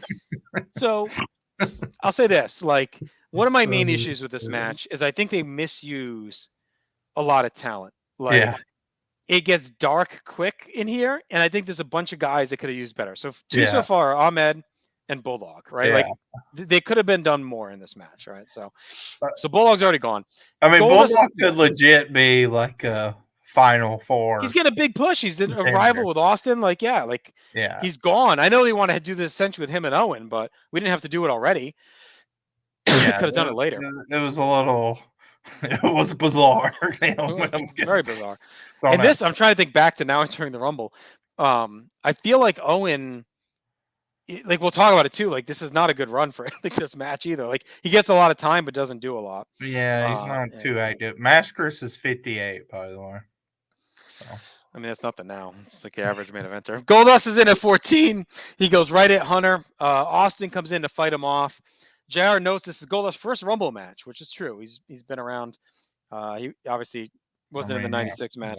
1 year, so. Oh, 91. And Dustin Rhodes wasn't in 91 either. Okay. Cibernetico is in at 15. Ross tells us he's only 20. He goes right after Mascaris. Just a lot of basic Rumble shit. Mark Merrow and Sable are in at 16. Cibernetico and Pierroth get thrown out back to back. And then Mil Mascaris goes to the top rope and dives into Pierroth on the floor and eliminates himself to booze. He tries to get back in the ring, and they say he's confused. He doesn't understand. I remember, I think it's Brett or Foley. One of them in their book, I think it's Foley in his book, says he didn't want to get eliminated. He didn't want to look weak. So I mean, like, this is one of these Rumbles that I think, again, in retrospect, it's interesting to see who's in the ring more now than like in 1997 eyes. I mean, you had Mascaris and Austin in the ring at the same time. That legitimately is like two of the top 20, 25 performers in wrestling history as far as a drawing standpoint, which is odd to, I mean, that doesn't happen a lot that 2 out of 25 share the ring, especially these two. But yeah, I mean, Mascaris is notoriously very selfish, and this was, I mean, I'm sure I don't know. I mean, I guess they wanted him in, thought he could, draw up some whatever, but yeah, this is dumb. I mean, he's saying he doesn't understand the rules. I don't know. I don't understand how that makes him look worse than if Austin throws him out. Like, I mean, so you're an idiot. Like, I mean, language barrier, I guess, but yeah. And I mean, this is the second person that's done that in this match. So, and we're still not done. All right, Goldust easily slugs out Hunter. So again, that felt like Hunter's a guy we got to get more out of. He's your IC champ. I know you want Goldust to get revenge, but he's out in like 5 minutes middle way through. That felt rough, in that I get why they wanted these guys in to like up the star power of the match overall, but it felt like, oh, we got to do that to like retcon what happened in the opener, and it was like, nah, didn't really have to. So. Owen hits Austin with Enziguri. Latin Lover is in at 17. He gets the opposite of a reaction. Just complete silence. Merrow dropkicks Goldust. He staggers until Owen just kind of pushes him out. That was kind of botched. So now Goldust gets the big elimination, and then Merrow, who's been nothing, eliminates him. They've been kind of working together. Like, that made no sense. Farouk is in at 18. He throws out Latin Lover. Right on his ass comes Ahmed Johnson. With a 2x4, Farouk runs around like Red Fox. He's running around the ring like that as Ahmed knocks him out to a pop. So again, a hot moment, but like Ahmed should have been in all this time, and him and Farouk go at it, and then like Ahmed throws Farouk out, and then he eliminates himself. Maybe that could work too. Like, he's not done with him. That was his job, to eliminate Farouk. And now I'm going to chase him basically off. Jumps over himself too here. I mean, he kind of has the shot, but it's like, here we go. It's like, I mean, Elizabeth, I'm coming. Yeah, that's what it felt like. I mean, by this point, they've established, like, you win this match, you're going to the main event at WrestleMania. Like personal vendetta aside, you need to. This should be your main focus. So to have these guys like practically 3 out of 30, like 10% of these competitors eliminated themselves in this match. Like, it's dumb. It's awful. So, I mean, and now we got another guy. We have Ahmed, we had Goldust, we had Hunter, we got Farouk, that are like minutes long in the ring, Yeah. Austin throws at Owen and Merrow. So again, 2 guys that could have done something. they're out right away. Savio comes in at 19. Austin throws him right out. Jesse James is in at 20. Austin throws him out, so he's alone through these next after you throw. Yeah, I did like Savio. Like Mhm. he's alone. Like you see Owen, and you don't see Owen and Mero get eliminated at first. That's a little bit of a technical problem. But Austin's alone. I did like Savio come out. We get Vince saying Savio Vega. But that was nice. They brought up their feud, and then Austin. I mean, this again shows Austin's progression. Like he feuded with Roberts and Vega, and now he's able to handle both in like 3 minutes combined. Yeah. So yeah, that was good. I like that they brought them both in for him. Mm-hmm. All right, so we get the big moment here. We get a massive pop as Bret Hart is in at 21. Austin's looking down as the big bug eyes as Bret comes out. That's probably pretty infamous moment. Bret and Austin are throwing down. Bret cuts through him and goes to the sharpshooter. Number 22 is Jerry the King Lawler. He's all smiles and smug. He disrobes at ringside. He says it takes a king or whatever, and he gets in the ring. Bret releases the hold. He turns and slugs King with an uppercut. King goes right up, ass over, tea kettle over the top to the floor. And then King gets back on the thing. To know a King, he finishes what he was saying. He calls Bret a big jerk for doing that. Again, like it's a fun callback to their feud. And I like it's a fun moment. Like Lawler's just a pest to Bret. I like this. I mean, this was like corny comedy stuff, but this one I like, especially the way King plays it, like because he essentially plays it like he doesn't remember being in there, like he gets knocked loopy. It's like I don't know, like I mean that's happened to me like when I've done I think I told the story on air, but like when I did the softball and I fell and tripped and kind of was winded a little bit and hustled back to the dugout. And you're like, what happened? Did I run? You get that moment. So having King do that, it was comedic for sure. And this also starts. I mean, from Austin on, you can read down who comes in the ring here. Now it picks up. Right. This, I mean, 21 through 30. I mean, in 1997, it's a nice like arsenal of guys. If you look at it from the history of pro wrestling in like the last 50 years, this 21 through 30 is a Flash Funk and a Hank Godwin away from being, 8 out of the most 100 important guys in U.S. wrestling, or maybe 50 most important guys in U.S. You can even sneak King in at 22. I mean, I'd say from Bret on. Bret on. On. Yep. Yeah, because you even got Kane. I mean, he's I mean, he turns into Kane. So yeah, right. I mean, so maybe if you sneak Owen in later, instead of Hank or whatever, and Goldust or Bulldog in there, you're talking. I think what they could have done is because we don't need those guys now.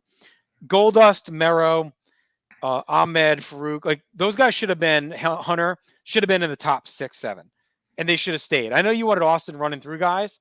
I would have had Austin be number 1. And I would have had, I know they had just done Sean from number 1, or maybe he's 2, or whatever it is, 4. But then you go like 2. They haven't had anybody win from 2 yet. Right. So he's 2, throws out Crush right away. Then you do Phineas, Razor. He kicks them out, Bart. Then you do Owen, Hunter, Jake, Mero. Those guys are in for a bit. The Lucha dudes come in the teens. They get thrown right out. And then you at least have Owen, Mero, and those guys stay in for the whole first half up until 20. Yeah. So maybe something, right? All right. Diesel's in at 23. They're brawling. Terry Funk is in at 24. He goes right at Austin, which is cool.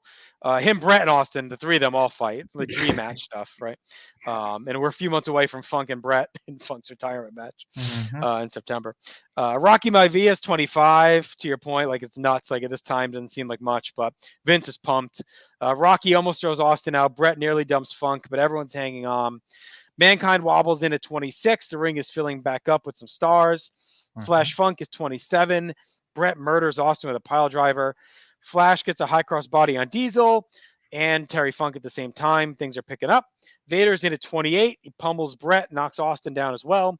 Austin hits the 35-minute mark as everyone's fighting. Henry Godwin's in with Hillbilly Jim at 29. Vince says he's the brains and the brawn of the Godwin outfit. So there you go. The ring is now full. Very backloaded Rumble. Undertaker's our 30. Vince proclaims him the winner right away as soon as he comes out. As always, the 30th guy always wins. Adam Bomb's going to win the Royal Rumble. And then like Ross Ross knew it was going to be the Undertaker because he's like, well, we know who this is going to be, and Vince was like, well, let's leave it for a surprise if you hadn't been following along. It's like, oh, okay. I mean, so, right, whatever. Yeah, and then as soon as he comes out here, 97 winner, the Undertaker. So. Well, he goes right at Vader, which is kind of cool touch. He beats on Mankind as well. Vader throws Flash Funk over the top with a fall-away throw. That looked really cool. Taker throws Henry Godwinn out. Rocky is out thanks to Mankind. Mankind and Funk are battling until they both end up on the apron, and Mankind suplexes him out. Kind of gets some boost, honestly, from that. Funk then pulls Mankind out. They're brawling, and that's an important moment. So they're fighting at ringside, and all the referees flock to that fight, and none are watching the ring because they're all trying to break up Funk and Mankind. So we got 5 guys left. It's Brett, Taker, Vader, Austin, and Diesel. Brett finally throws Austin out, gets a huge pop. Austin hides at ringside and realizes nobody saw him. He slides back in. Right away, Ross says the referees missed it. Austin dumps out Taker and Vader as they're fighting on the ropes. Bret Hart knocks out Diesel. Austin then comes over and throws out Brett as the ref comes back in and declares Austin the winner. To shock, Austin runs off. Brett loses it on the refs. He's yelling at Vince. Vince says it's unsportsmanlike. Brett's reaction here. So a pretty chaotic and famous finish. I think, once and for all, this settles the why wasn't fake Diesel at Final Four. I mean, I've always said it's because Brett eliminates him, and he's not one of the Final Four. It's because Brett throws him out. Yeah, he doesn't have the Final Four. The guys that Austin eliminated. Claim. Right, yeah. Brett. Yeah, he's got no claim. Brett was still illegal when he threw him out. Right. So it's the 3 guys that got illegally eliminated by Austin. Yeah, they get the Final Four. A very weird Rumble, like you said, the clock issues, the missed eliminations, the dead crowd, but that back end was awesome. I mean, they had a sneaky high amount of talent all through this. The talented stars got taken out quickly, as we talked about. Star power was great at the end. A lot of guys have been pushed hard, had quick, easy eliminations. Ahmed's super over, but Austin's the megastar. It's clear. He's throwing out body after body. The ending stretch was super fun. I like the finish. I remember at the time I kind of hated it because I thought it kind of cheapened the Rumble, right? That he cheated to win, but historically, it's obviously was really well done. It adds a lot of good chaos for the top of the card. Brett gets screwed again. He's obviously going to use that. I know Aaron will disagree. I'm not going to sit here and say it's a great Rumble, but it's a well built back end and superstar push for Austin. But that beginning and middle are really shaky. But it's interesting, and Austin's legend builds because of it. I went 4 stars as a Rumble. I'll say that's kind of my baseline Rumble grade. You got to be a pretty shitty Rumble for me to go below 3.5. 3.5 to 4 is a fine Rumble. And then I get to 4 and above for the great ones. So I'd watch this one anytime. It's not boring to me, but critically, when you're watching the build and where we're at, I think it has a lot more misses than you might want to forgive. Yeah, this is probably the most I've debated star rating since we've done the show. So Meltzer gives it 3 stars. Okay, pretty baseline. I landed on 3 3/4. I think it had too many problems for me, and I want to say it's a great match just with the historical, and I do think it's an all-time performance. Mm-hmm. But I think that can be rewarded when we get to our dual awards for the pay-per-view month. And there's just some problems. To me, the crowd's a big problem. The crowd is not into this. Even when Brett throws out Austin, there's a big reaction. And I'm not going to say Austin didn't get no reaction. I mean, he obviously has a reaction, but I think that's really where the casual part of this crowd hurts this show, because this isn't, I mean, King of the Ring was one thing because Austin had really done nothing. But even the Milwaukee crowd at King of the Ring, I think gives Austin a better reaction. I mean, it's just, it's not, I mean, this is such a star-making performance. It's you wanted to see him start to get that type of reaction. Yeah, I think it's it really doesn't, specific and crowd. That hurts. It's so. I mean, it sucks, but it's what was presented.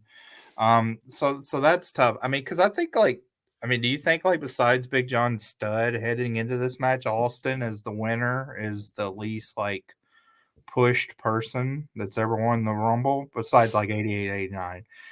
Because you have 89, yeah. You have Hogan 2 years. You have Flair. You have Yoko, who I think was obviously being like pushed as the next. Right. I'll say I would say he's in the mix. Is like he hadn't really been pushed that strong yet. It Yeah. starts there really. I would say Austin had more stuff than Yoko did going into that Rumble. I mean, Austin fought Bret Hart at Survivor Series and has been, feuding with Bret's like one of your top two faces. So. Yeah, but I just think like when you watch 92, like the tail end, it's obvious like at Mania, like it's probably going to be, especially. But he hadn't beaten anyone until the Rumble. Out. Well, when Flair gets phased out, like didn't you think like I even I thought Perfect as a kid, honestly. So. Okay. Wow. I mean, Perfect was super hot and really he just, was going to take Flair out of the company. We had just made his big comeback. I thought we were going to get Bret and actually I thought we were going to get Ramon and Perfect. So I don't know, you could tell where I was as a kid, but all right, man. I think Austin is at least on par with Yoko, but I get what you're saying. I think it's an interesting. I mean, and of course, Meltzer fans the fire that the rumor that is always supposed to be Bret. And because Russo spouted out on Livewire that Bret's gonna win, they thought too many people knew it. So then they kind of changed this, and then changed the Final Four main event that we talked about. Added Vader and Taker and took out Sid and Shawn. It's very interesting because you could still, I mean, hypothetically at this point with all that, at this moment, you still could get to Bret Shawn at Mania. You just have Bret win the Final Four like he does. Yeah.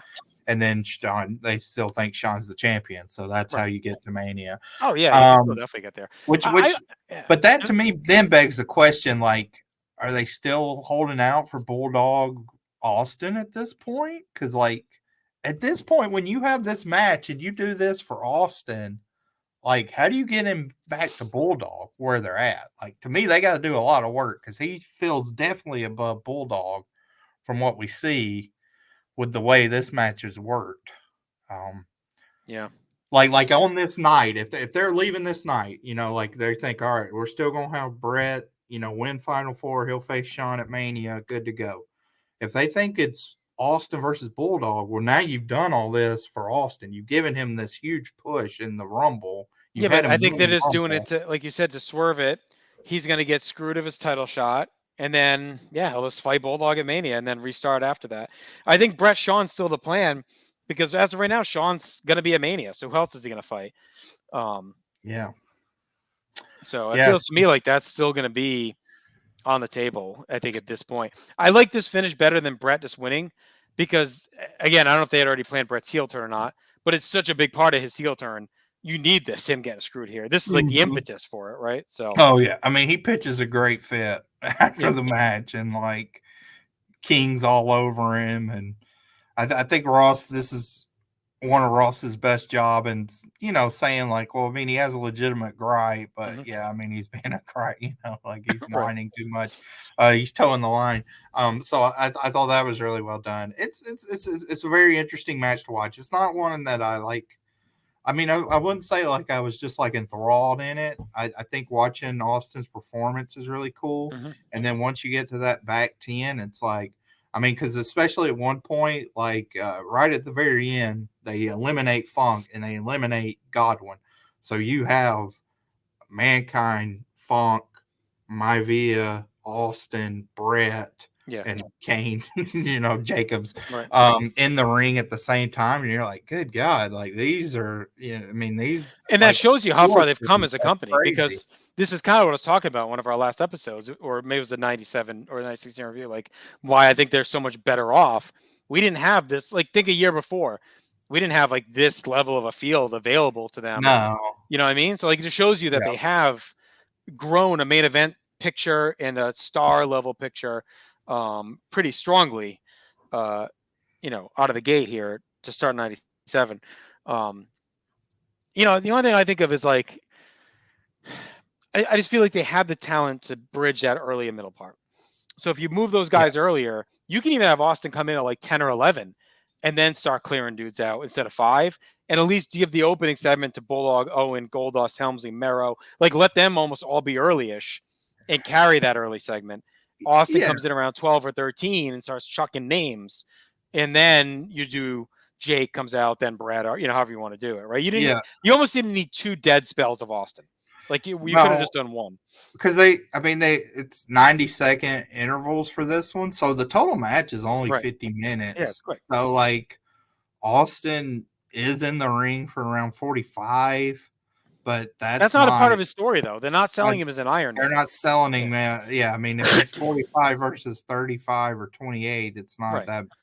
No, I think I would have front loaded all the mid card guys. I would have done I would have started with like Goldust and Mero, or Helmsley and Mero. Let them reignite their feud at 1-2. Then maybe you do Crush, and then you do Goldust, then you do, Owen, Bulldog, and then you do Farouk and Ahmed, do their little quick story. Then you're not having that gap in the beginning. Like, then you kind of have them going at it at ringside. You got names in the ring. Then you start doing the Lucha guys. Austin comes in, kicks the shit out of all of them, cleans the ring out. Then you do Jake, Savio, Brett, like right into it. Yeah. I think that would have been good. It's a fun Rumble to think about, rebook. And you don't even have to change that much. Like, I'm not even saying change the roster. You know what I mean? Like, yeah, you can rebook it just with who who you got. The list of 30 guys, there's definitely there to make it probably close to an all-timer. You just change some of the decisions. Yeah, it's doable with what they got. You don't need to add anyone. All right, we got a video package for our main event. That's Shawn Michaels versus Psycho Sid. Jim Ross talks to Michaels on Superstars. We find out that Shawn is battling the flu, but he won't be using it. He does. He looks like shit. He's clearly sick. It's not. I think it's bad timing for him because over the last year we've had lost his smile, beat up. Now he's gonna get. Yeah, I haven't lost his smile yet, but it's coming. I'm sorry. The beat up, the original. Yeah, Syracuse. Marines. Right. We had Syracuse. We had the Enziguri to knock him out by Owen. Right. Then we've had the layoff after Survivor Series 96. Then we have him being sick. Then he loses his smile, has the knee injury. In the Vader match. So it's like, even if this is real, it almost is like, oh, it's another fucking Shawn. He's sick, And I mean, he's obviously battling something. I mean, you don't know. Like, he's either medically sick with the flu, like they say, or he's whacked out. I mean, it's one or the other. Like I think he's clearly sick. He looks clearly sick. Like he's probably throwing up and shit. Like that's what it looks like to me. Like in this match, it only goes 13 minutes, right, or whatever. So it's like, they're out fast at the end. So I think it's obvious they knew he didn't have much in the tank on this night, and which is fine. He was in a car wreck 9 days before this match. How many car wrecks does he have in 97? Doesn't he get another one later? I don't know. Yeah, that's the one that ends his run. I think he gets it's like him and Furnace on the Fawn and someone else getting a car accident, Flash Funk or something. Maybe I don't know. And he ends up got a speed to softball. Yeah, that takes him out later in the year. Yeah. How long was the MSG match? Do you remember? Was it longer or about the same? It was definitely longer than that. So I think it was like 18, maybe. Yeah, it's probably like 16, 18. All right, Shawn's got his attitude back. He's coming for Sid, hometown. Sid's been torturing him. Jose and Shawn come out. They get the biggest pop of the night. So the hometown thing at least works for him here. Like, their crowd's into him. 2002. Okay, yeah. So this is significantly long. 7 minutes shorter or whatever. Yep. Sid follows. He's intense and focused. It's a road game for him. Sid shoves Shawn to start. Shawn smiles and bows up. He's not as rattled or overwhelmed like he was in MSG, so I think they kind of tell that story that he's more prepared. His speed is on full display early. He's all over Sid, flies into him, hammers away, kicks him to the floor. The crowd is all over Shawn, all into Shawn. He's aggressive. He's not waiting for openings like last time. He's more proactive in countering. Sid counters a cross body, hits a power slam, and he takes over. We see Pete Lothario's in the crowd. He's recovered from the big power bomb. Sid works the back again, but Shawn is quicker in making his comebacks. Shawn takes a nasty bump over the post to the floor. Sid attacks the back some more. Much more basic structure than Survivor Series. We get some well-done cutoff spots, though. Sid cuts him down with a big clothesline to cut off a comeback. Sid slows things down with a bear hug. We see Shawn's mom in the crowd. Shawn comes hammering back into a flurry, pushes through the back work, quickly gets into his closing offense. Sid blocks the sweet chin music. Shawn takes a great bump to the floor.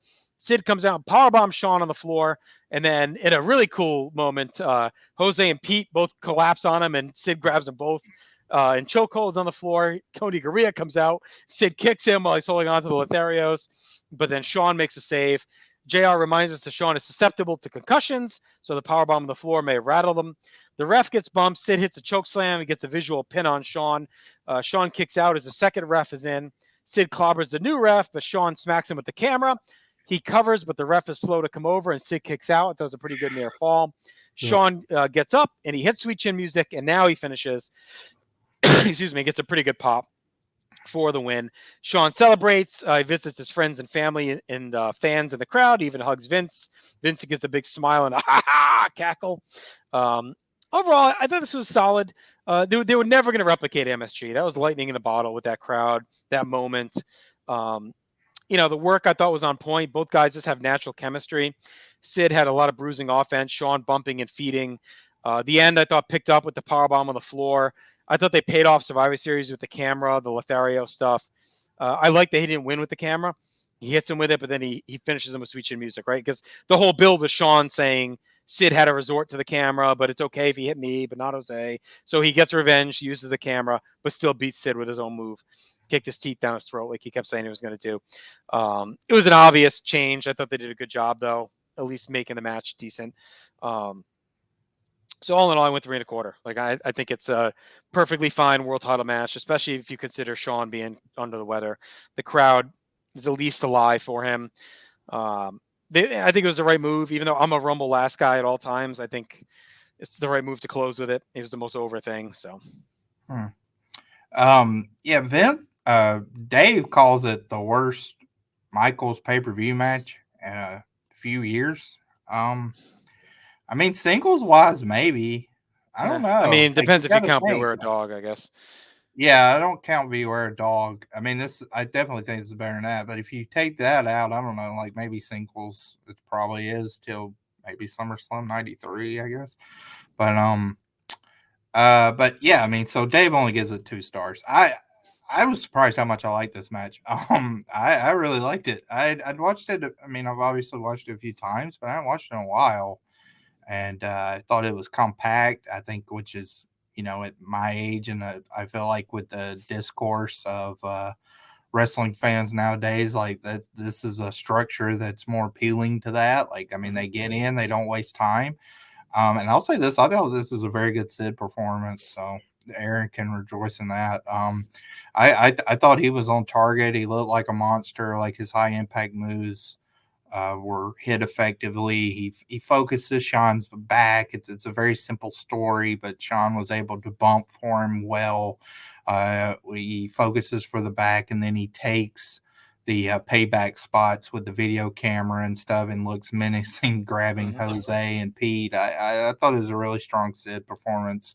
And a lot, kind of a welcome change, because actually since he won the belt, like I loved his first match performance versus Sean at MSG, but then Sid hadn't really done a lot for me as champion. So I thought this was a welcome change of pace from what we've seen from him the last couple of months.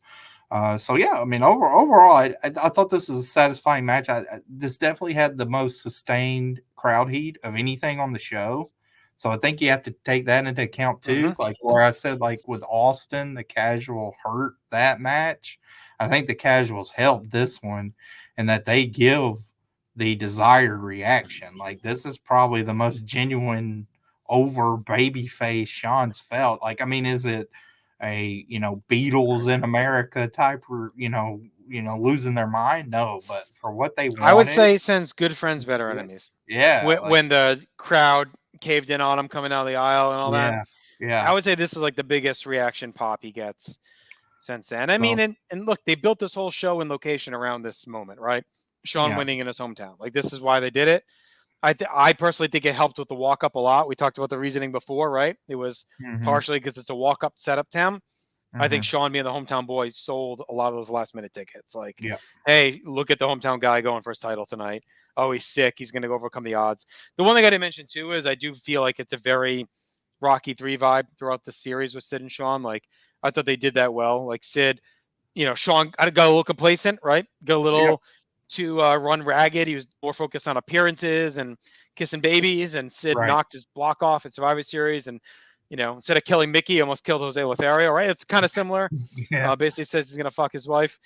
Sean rededicates himself and promises to come back, and here he fights a smarter match and beats Sid in his hometown. So like, I think it's they kind of, I don't know if they meant to do it, but they kind of run that back, two match series back. Yeah, I think it's a fun match to revisit because it's come back. I think there may have been expectations of like a more epic work rate, like very. You may have had like main event expect. I mean, this is the stuff we've talked about with some of the Hogan WCW main events too. Right. Like, I mean, like you look at this now, it's like, okay, this certainly didn't overstay its welcome. Like, it had good sustained heat. Like the strikes and the psychology was on point.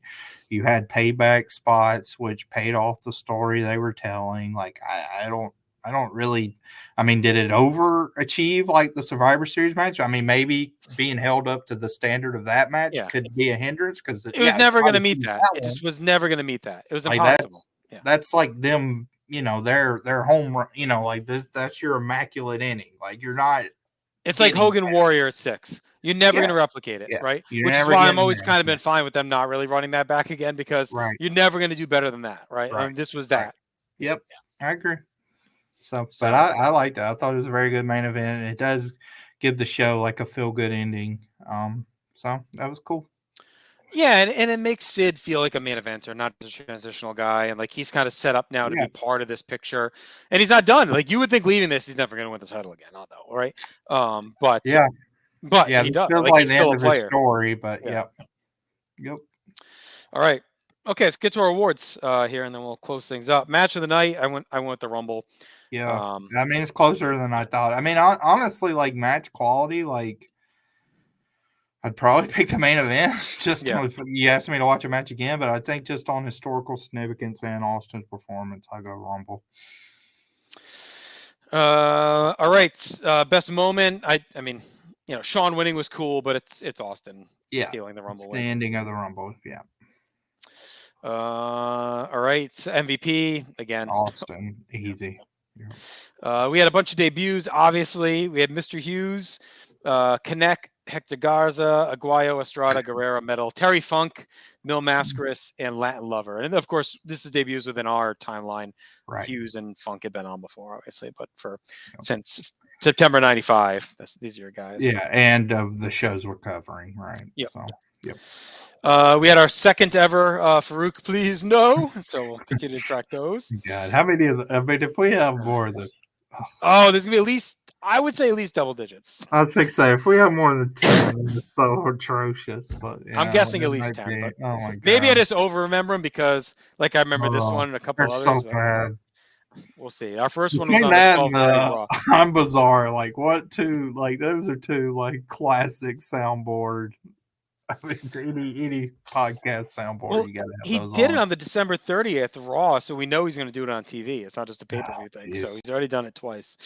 All right, so no shots fired that I picked up on. No.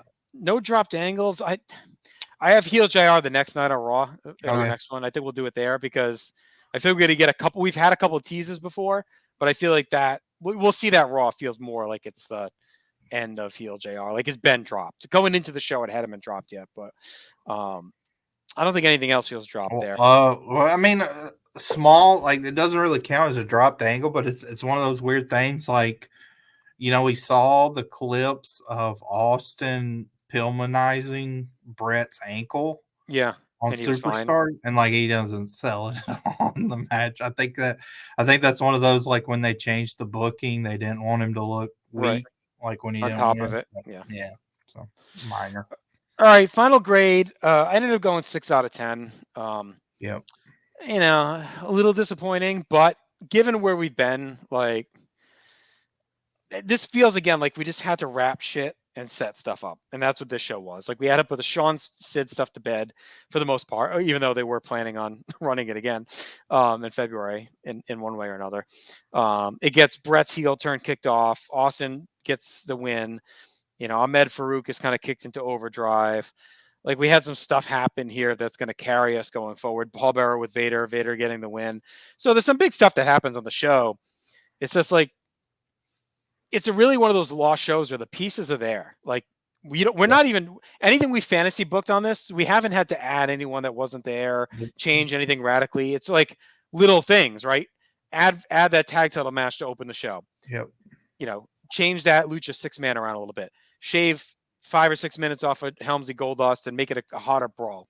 Save Ahmed Farouk for the Rumble. rebook the Rumble a little bit differently. The Shawn stuff is fine, right? Like, Yeah. and you're probably looking maybe like a 7.5, 8, right? You know what I mean? Like it's tweaks. Yep. So yeah, this is you think in wrestling history of like these big 50,000 plus attended shows. I mean, there's not a ton of them, even though like in this era, and I mean it's gotten worse. It's tougher to gauge in the past few years, but it seemed like up to this point they were either like great shows, like most of them, like WrestleMania 3, WrestleMania 6, like people say those are great shows, or SummerSlam 92, even WrestMania 8, yeah, or in later era real bad, like real bombs, like 32 or something like that, WrestleMania 32.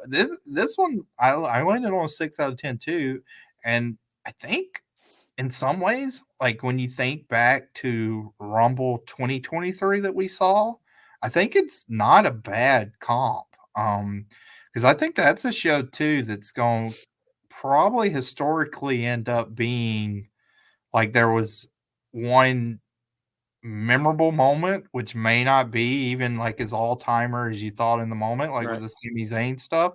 But if you comp that with like Austin's performance, it's like, okay, there's your historical slant. And you get the Gunther run, and then that, but it Cody does winning. feel like with the I think there's a few more though.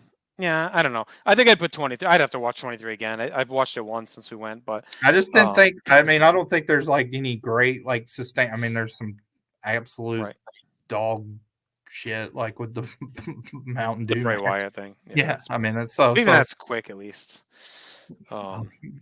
Wasn't it like 6 to 7 minutes? Like it wasn't much. Felt pretty long at the building. Yeah. I know.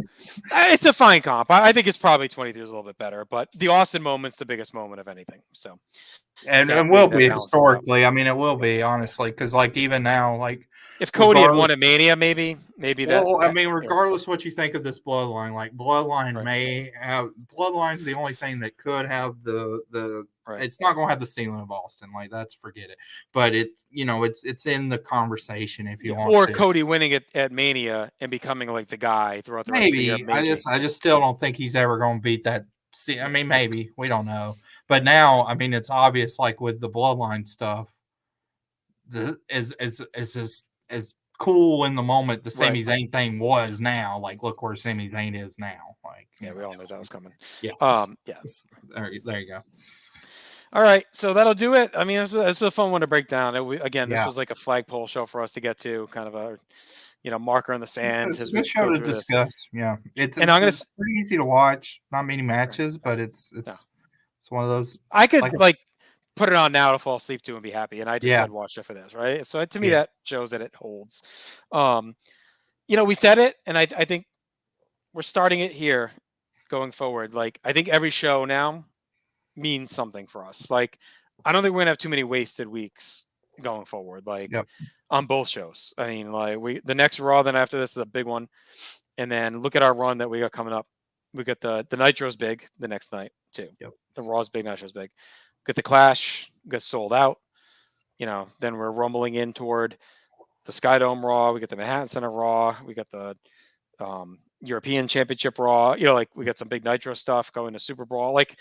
And then Raw gets crazy, right? Like once we get to February, so we're pretty much in it now. Like like we're in the wars that you think of, where shit's happening constantly on both shows. You got to flip back and forth. So I'd say we made it. I think we made it through the darkness until we get to the end days of WCW. Probably, I think we've seen our worst stuff. I would say we're gonna have some bad shows. Don't get me wrong. Like there's some like the South Africa Raw and everything. Like we got some bad shit coming up, but the sustained trash I think is done for a while for us. All right, so in 2 weeks we'll cover the fallout from this on Raw. We'll do the go home to sold out and the Clash.